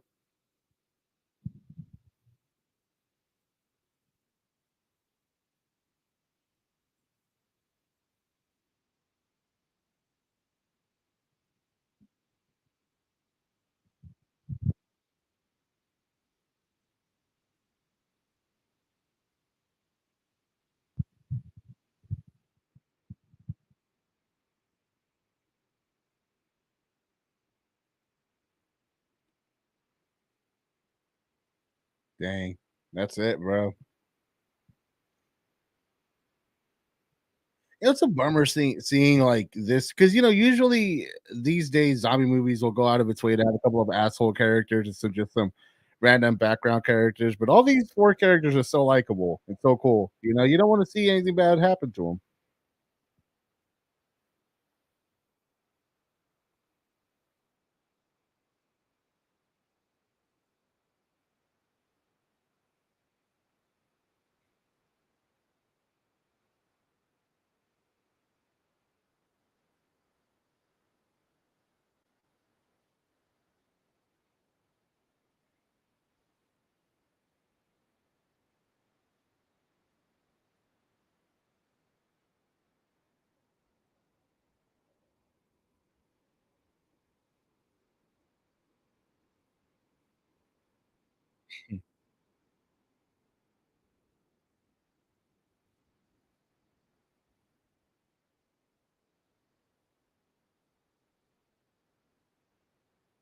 You know, the thing is, he probably really is gonna try not to. He's a cool guy like that. He's an idiot, but he's a nice dude.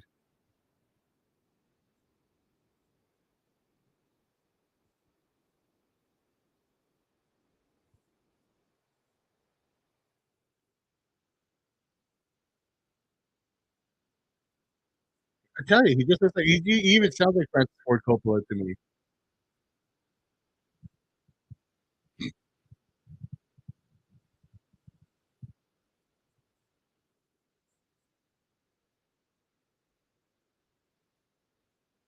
I like how TV has just evolved, like, there's no sets or anything, there's just, like, random crap everywhere, heavy shadows, you know, they're not even trying to put anything together, they're just kinda like the zombies in some weird way, right? They keep saying the zombies keep coming back to the mall because they know it, and these people, like, they're just they're going to the TV station and filming these pointless debates that aren't gonna result in any policy change or anything, you know? They're just kinda wasting time and Mhm.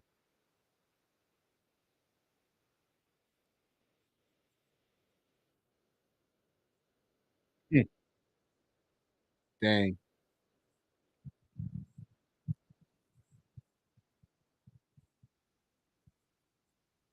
here we go.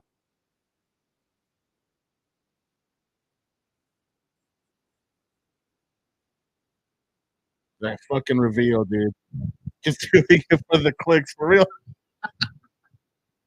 Holy shit, they did the Friday Night Tights of the zombie apocalypse.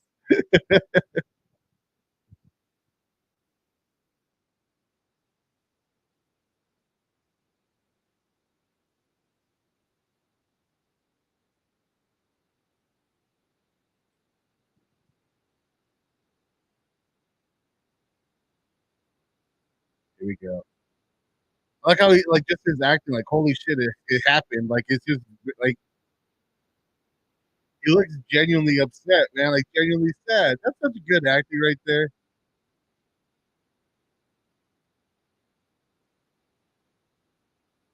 I like how this is being played over them, like, watching this witness debate.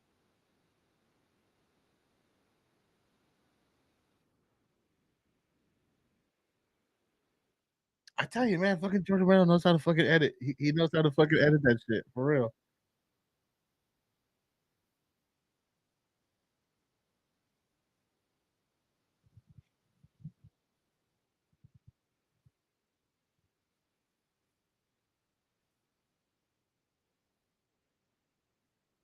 Dang. He looks genuinely terrified, man, that's crazy.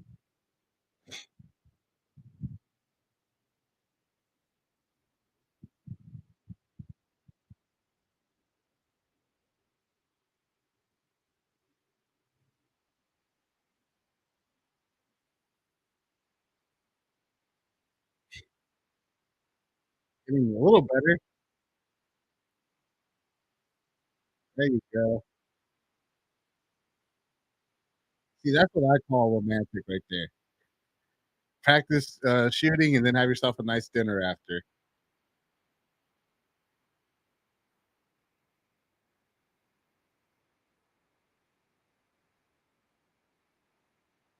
I guess they do have access to a whole ass kitchen, that's good.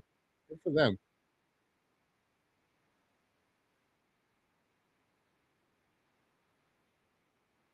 That's nice. I tell you, man, this dude, he's a nice guy. He's a cool guy. Doing something nice for his friends and shit.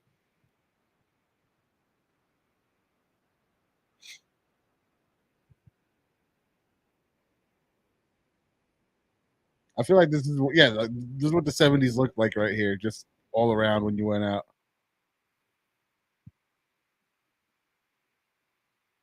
That's this is one of those one for me, one for my homies moment, you know?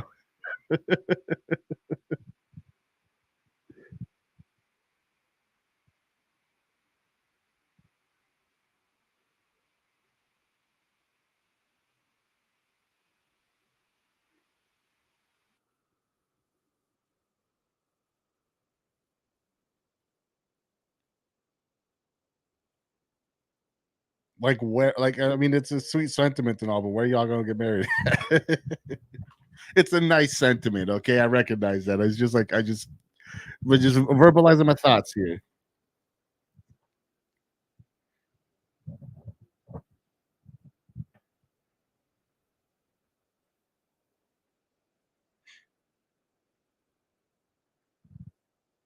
Very ahead of their time. She's like, yeah, let's just raise this kid. We gotta be legally married.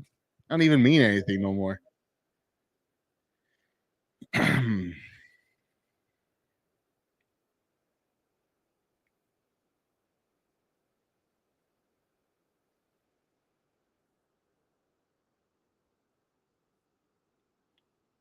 didn't know you could put that on YouTube. All right. You're like so disappointed though. Like, like that bad date was not saved by Lily did not have a good time afterward. Dang, that guy took rejection pretty hard, you know?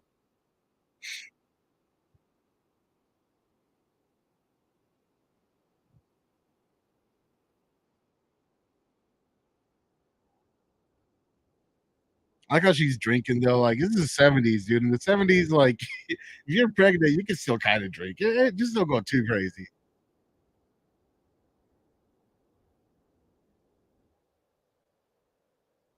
I feel like yeah, they just made themselves at home at this point. Yeah, look at that shit.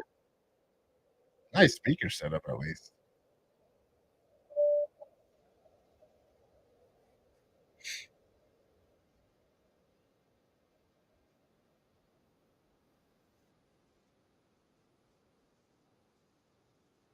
Look, they've gotten really good at that at this point. Yeah,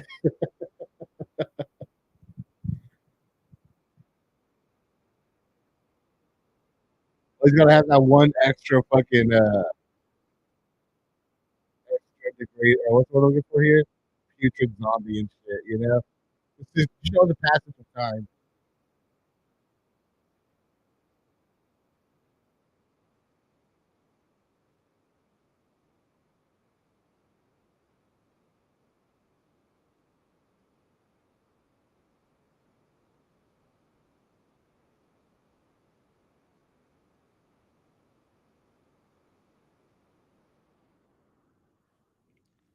Oh, hey, thanks for stopping by, Crawling Chaos. You have a good night too, dude. Dang, she got all fucking got the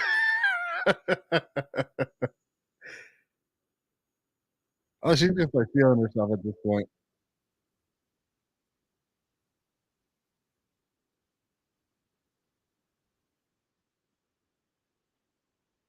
She's just putting on, taking off makeup.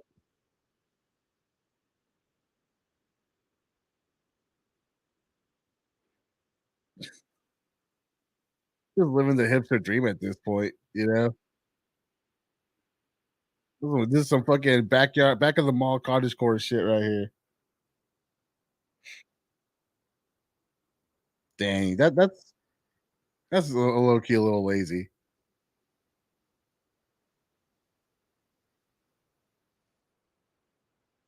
Holy shit! Was that how you select tracks on the record player? That's fucking crazy. That's a little sensor thing right there. Damn, that's some crazy technology. I wonder if you could get something like that these days, like with one of the newer record players out there.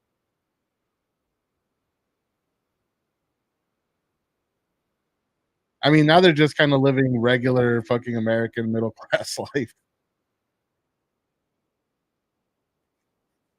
just chilling out, trying to pass the time, gamble a little bit, trying to find something to watch.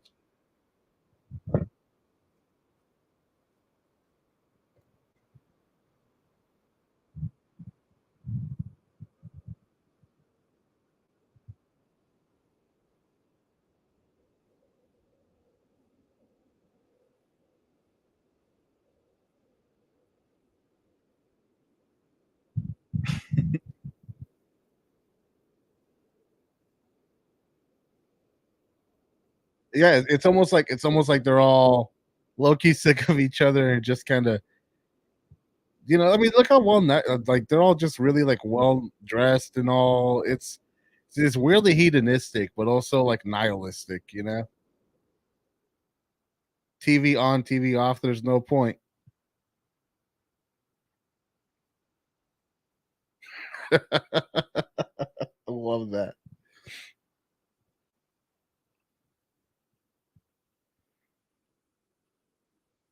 Dang, she's really feeling that too. All right, we gotta go, guys. Can't keep living here. We're going fucking crazy.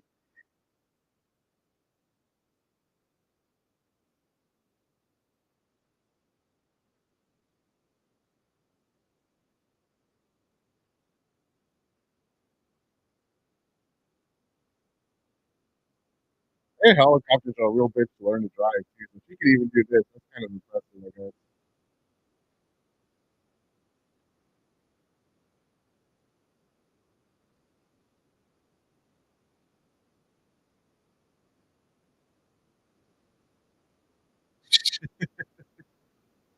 Here we go.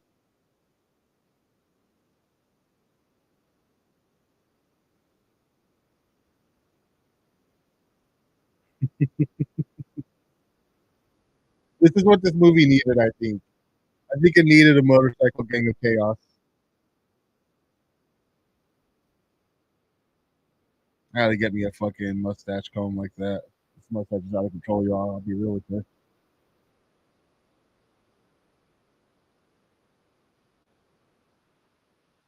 Very true. Very true.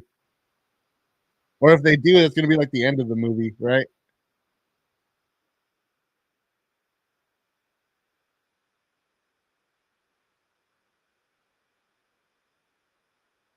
Oh shit.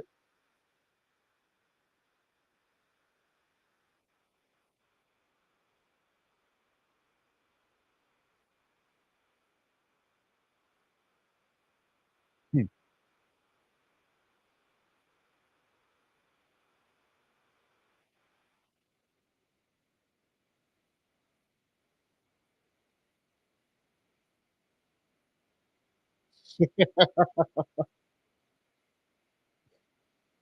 By the way, for those who don't know, we are 1 hour and 41 minutes, 40 seconds into Dawn of the Dead.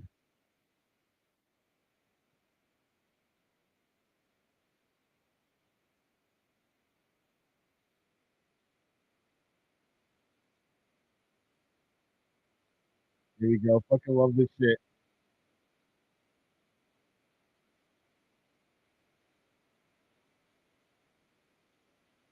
I wonder, like, excuse me. I wonder when exactly George Romero came up with the fucking bikers breaking into the fucking to the mall. It's just such an off the fucking wall idea, but it works so well. Fucking stopping.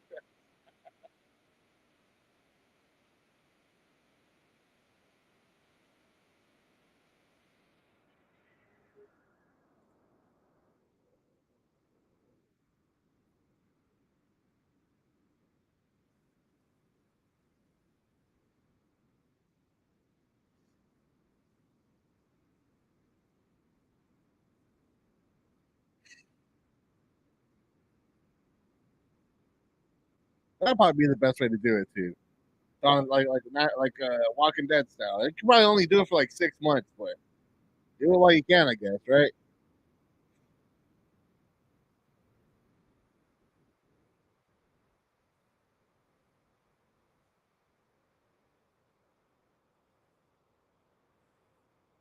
Here we fucking go, dude.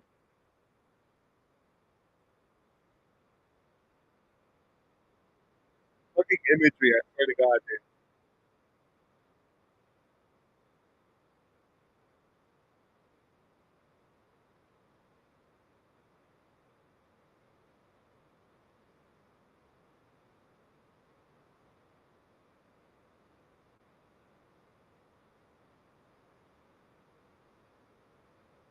Fucking sidecar and shit.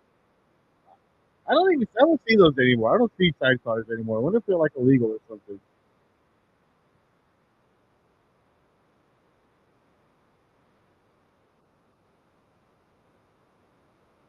Fuck them, right?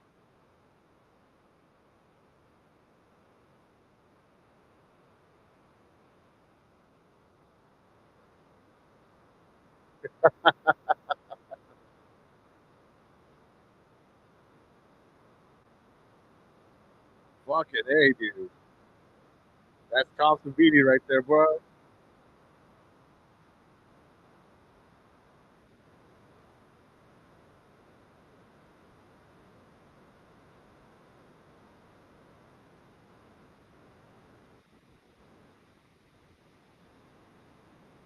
Fucking sombrero.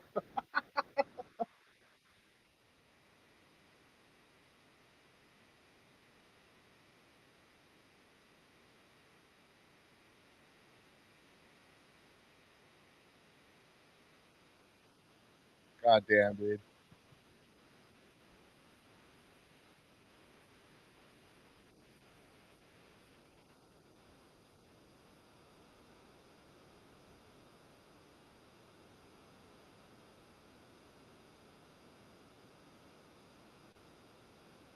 I don't know how they talk them all to let them do this shit, bro. For those who are new, we are 1 hour, 45 minutes, and 25 seconds into Dawn of the Dead.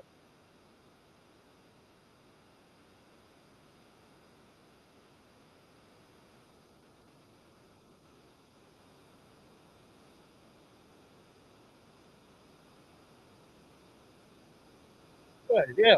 Oh, sorry, guys. I got a little drunk last night. You know, one of those things where, like, I'm not hungover, but not our hangover.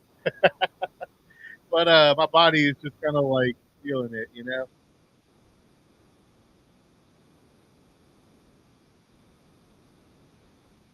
Then it count for them just going around shooting shit.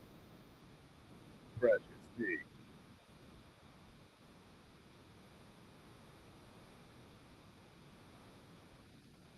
Like compared to like how careful the other guys operate, these guys are just so like let's have some fucking fun and shit, you know?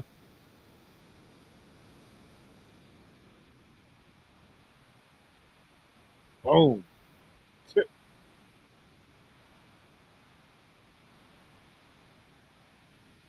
a lot of fucking jewelry.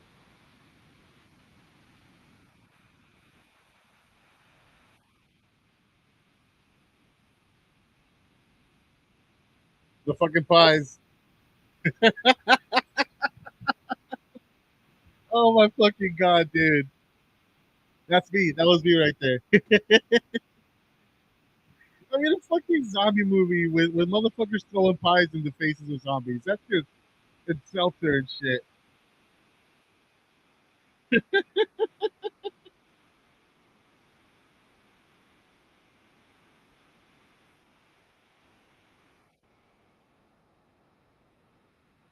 That was, that was actually the original ending for Doctor Strangelove too.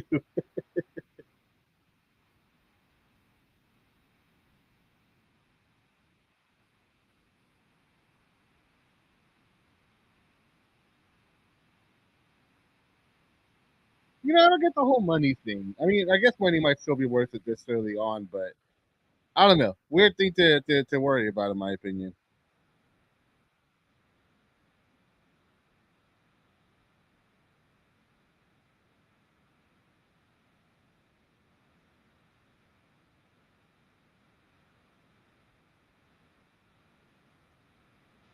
Like I just decided to give himself a blood pressure test.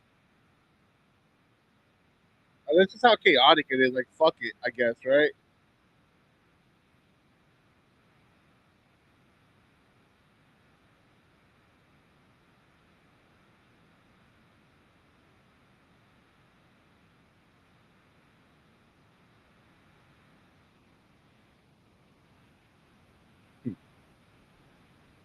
Oh, I just saw that track.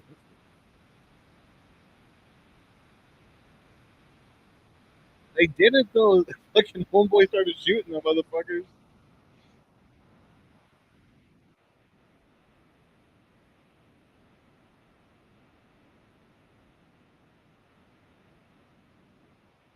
Tom fucking Savini fucking drop kicked the motherfucker.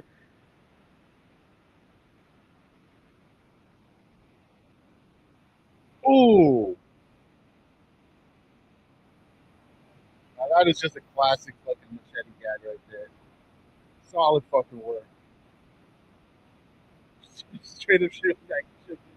Like kid getting shot, man. I fucking swear to God.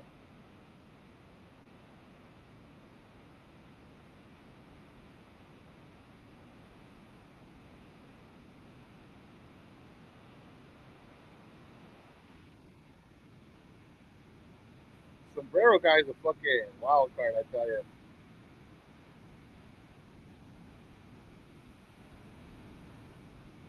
Hey, tell me that's not just like the funnest fucking thing on the planet right there, though.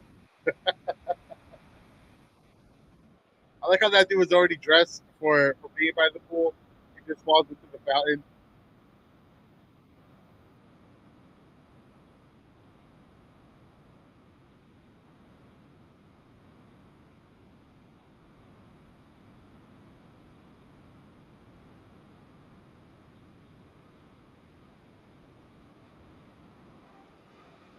Straight up stealing a mannequin. Some less lonely out there, y'all. I feel like he just like fucking beating shit out of a TV for no reason, just for the sake of the metaphor, for the culture, you know.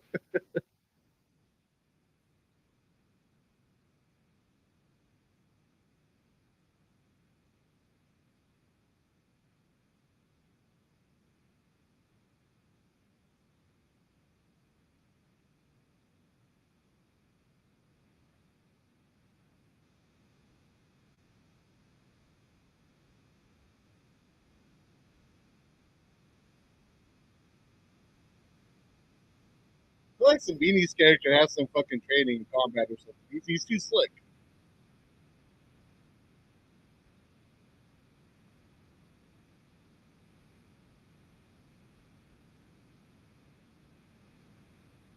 Oh,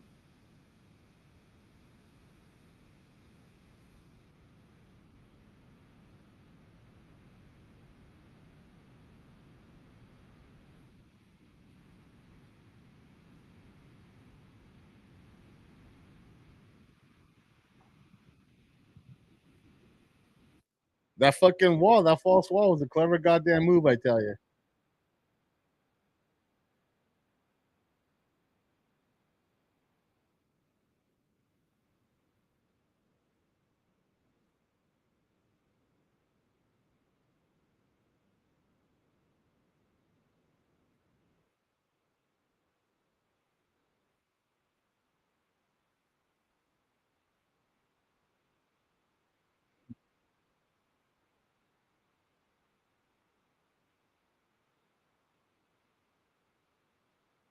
Fucking this part's fucking wild, dude. I always thought zombies were an underrated zombie weapon.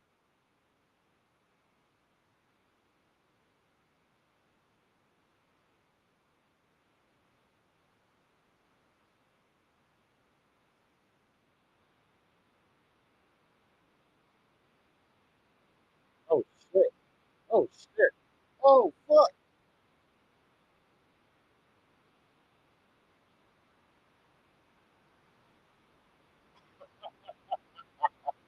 Fucking gags! I swear to God, dude, that's some fun ass shit right there. Get the fuck up off me, dog. I gotta go do some Tarzan shit.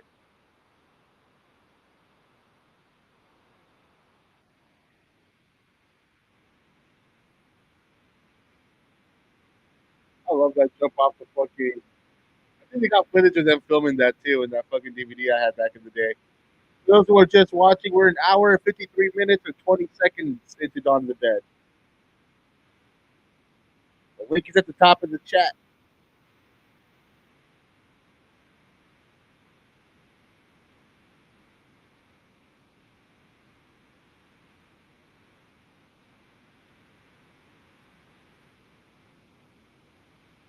Fucking hey.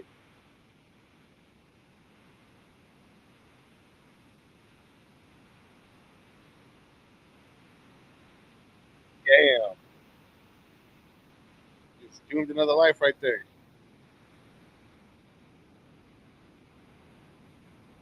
Yeah. See, there it is, dude. Like zombies are scary because they're slow, but they're so easy to take for granted. You know. Again, with the fucking why the high blood pressure test, man? That's what I want to know.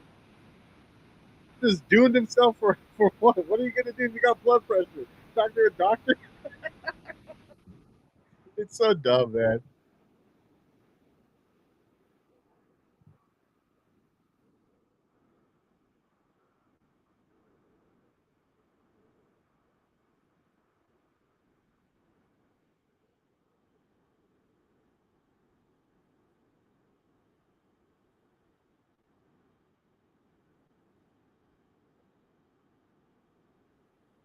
Oof. He had the strength to get himself up like that, though.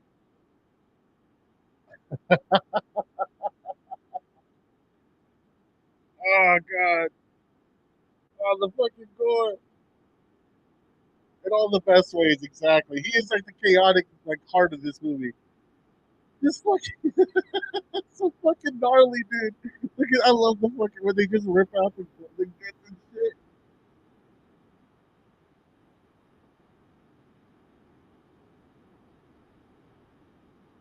Give me the entrails. That's so fucking sick.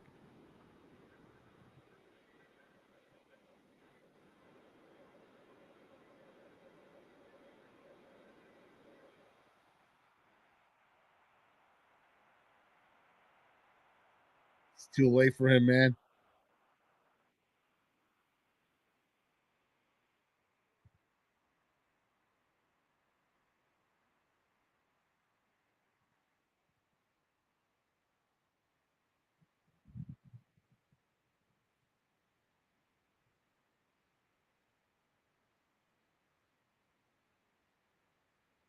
Too late for your fight, boy.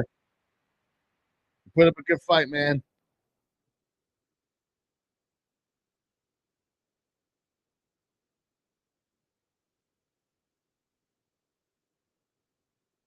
I feel like if I were to be bit by a zombie, I'd be like that too. But take down as many of them as I can on the way out, you know?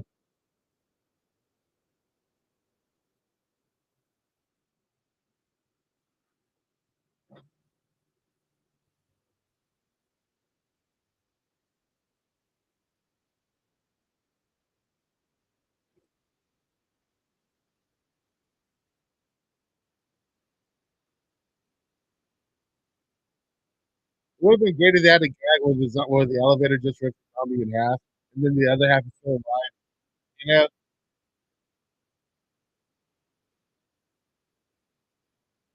Dang, Peter.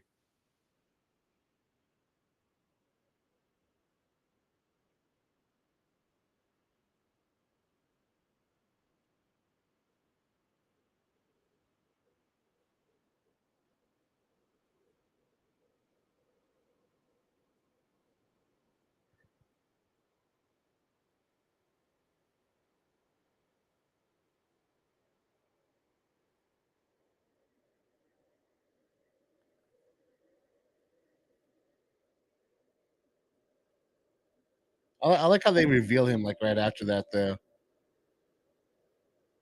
I love that payoff, man. I tell you.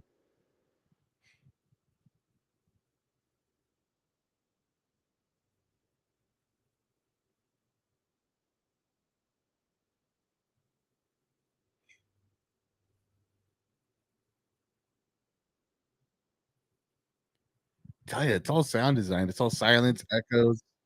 Here we go. Yeah.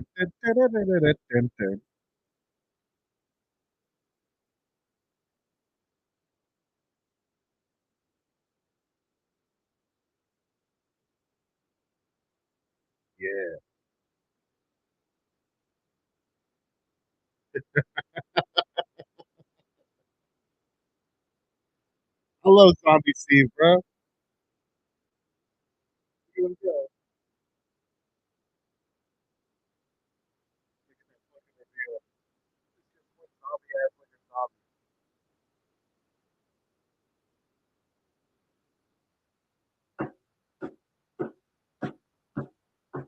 That's just some good zombie acting, man. Look at his feet going all sideways and shit.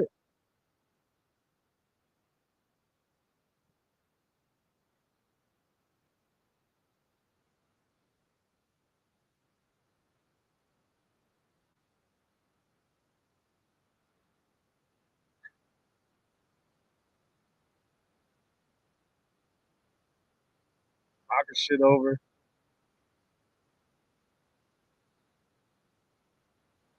You know, they remember. They remember, dude. God damn, that is one gnarly looking zombie right there. The gun just hanging out. I tell you, dude, this is just fucking great.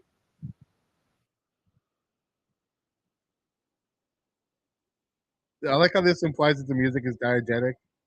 The fact that that it goes down in volume when you cut back to I think 10.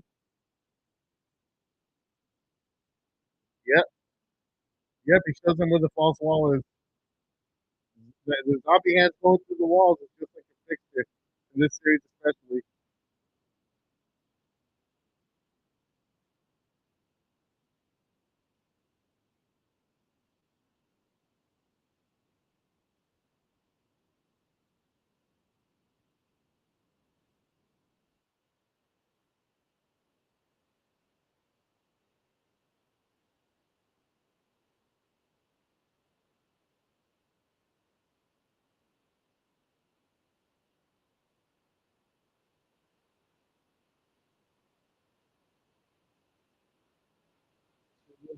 She's a final girl.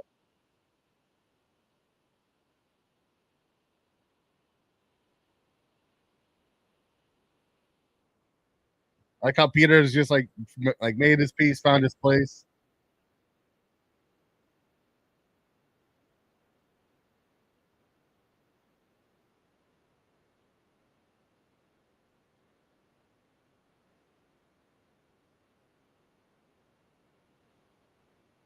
Sucks to have to do this. Yeah, dude, that blood spatter. Holy fuck. Even she's like, what the fuck? Oh, that's so gnarly, dude.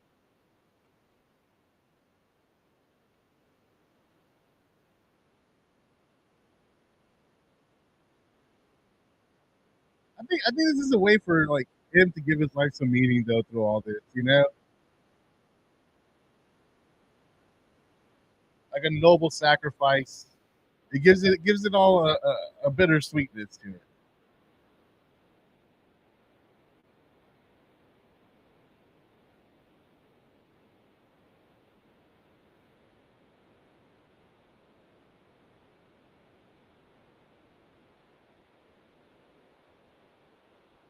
That nerd zombie is just like, what? What? What is kickoff? What is this?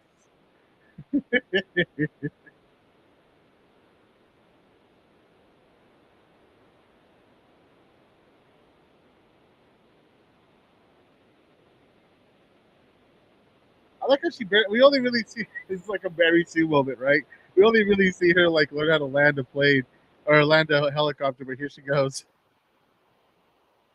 I tell you, that sort of logic does not work when you apply it to all movies equally.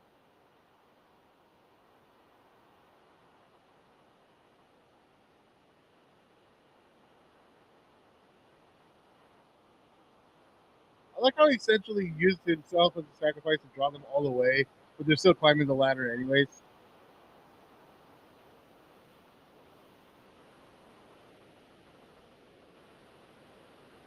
True nihilism. Romero movies just have a way of ending with it's like an earned darkness, you know?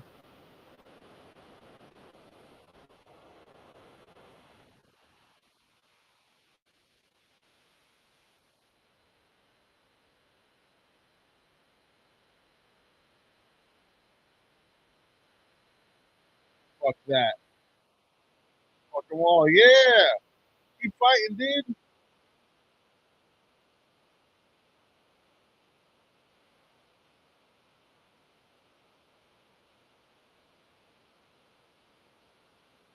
The fucking music's like all fucking rousing and shit. Like, fuck yeah.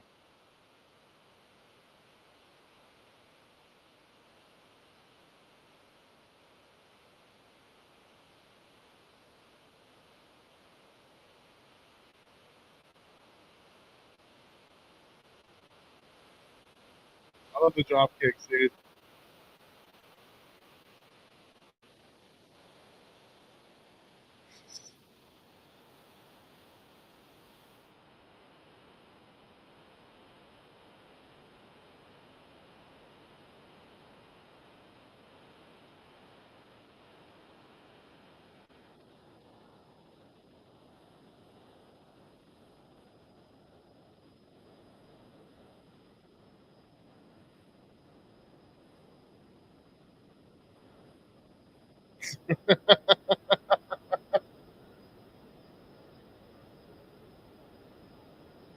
I wonder how long these characters make it afterwards, man.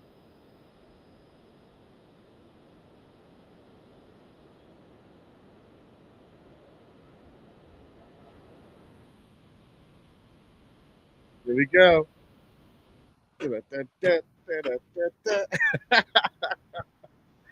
Oh, dude, I forgot how great this fucking movie was.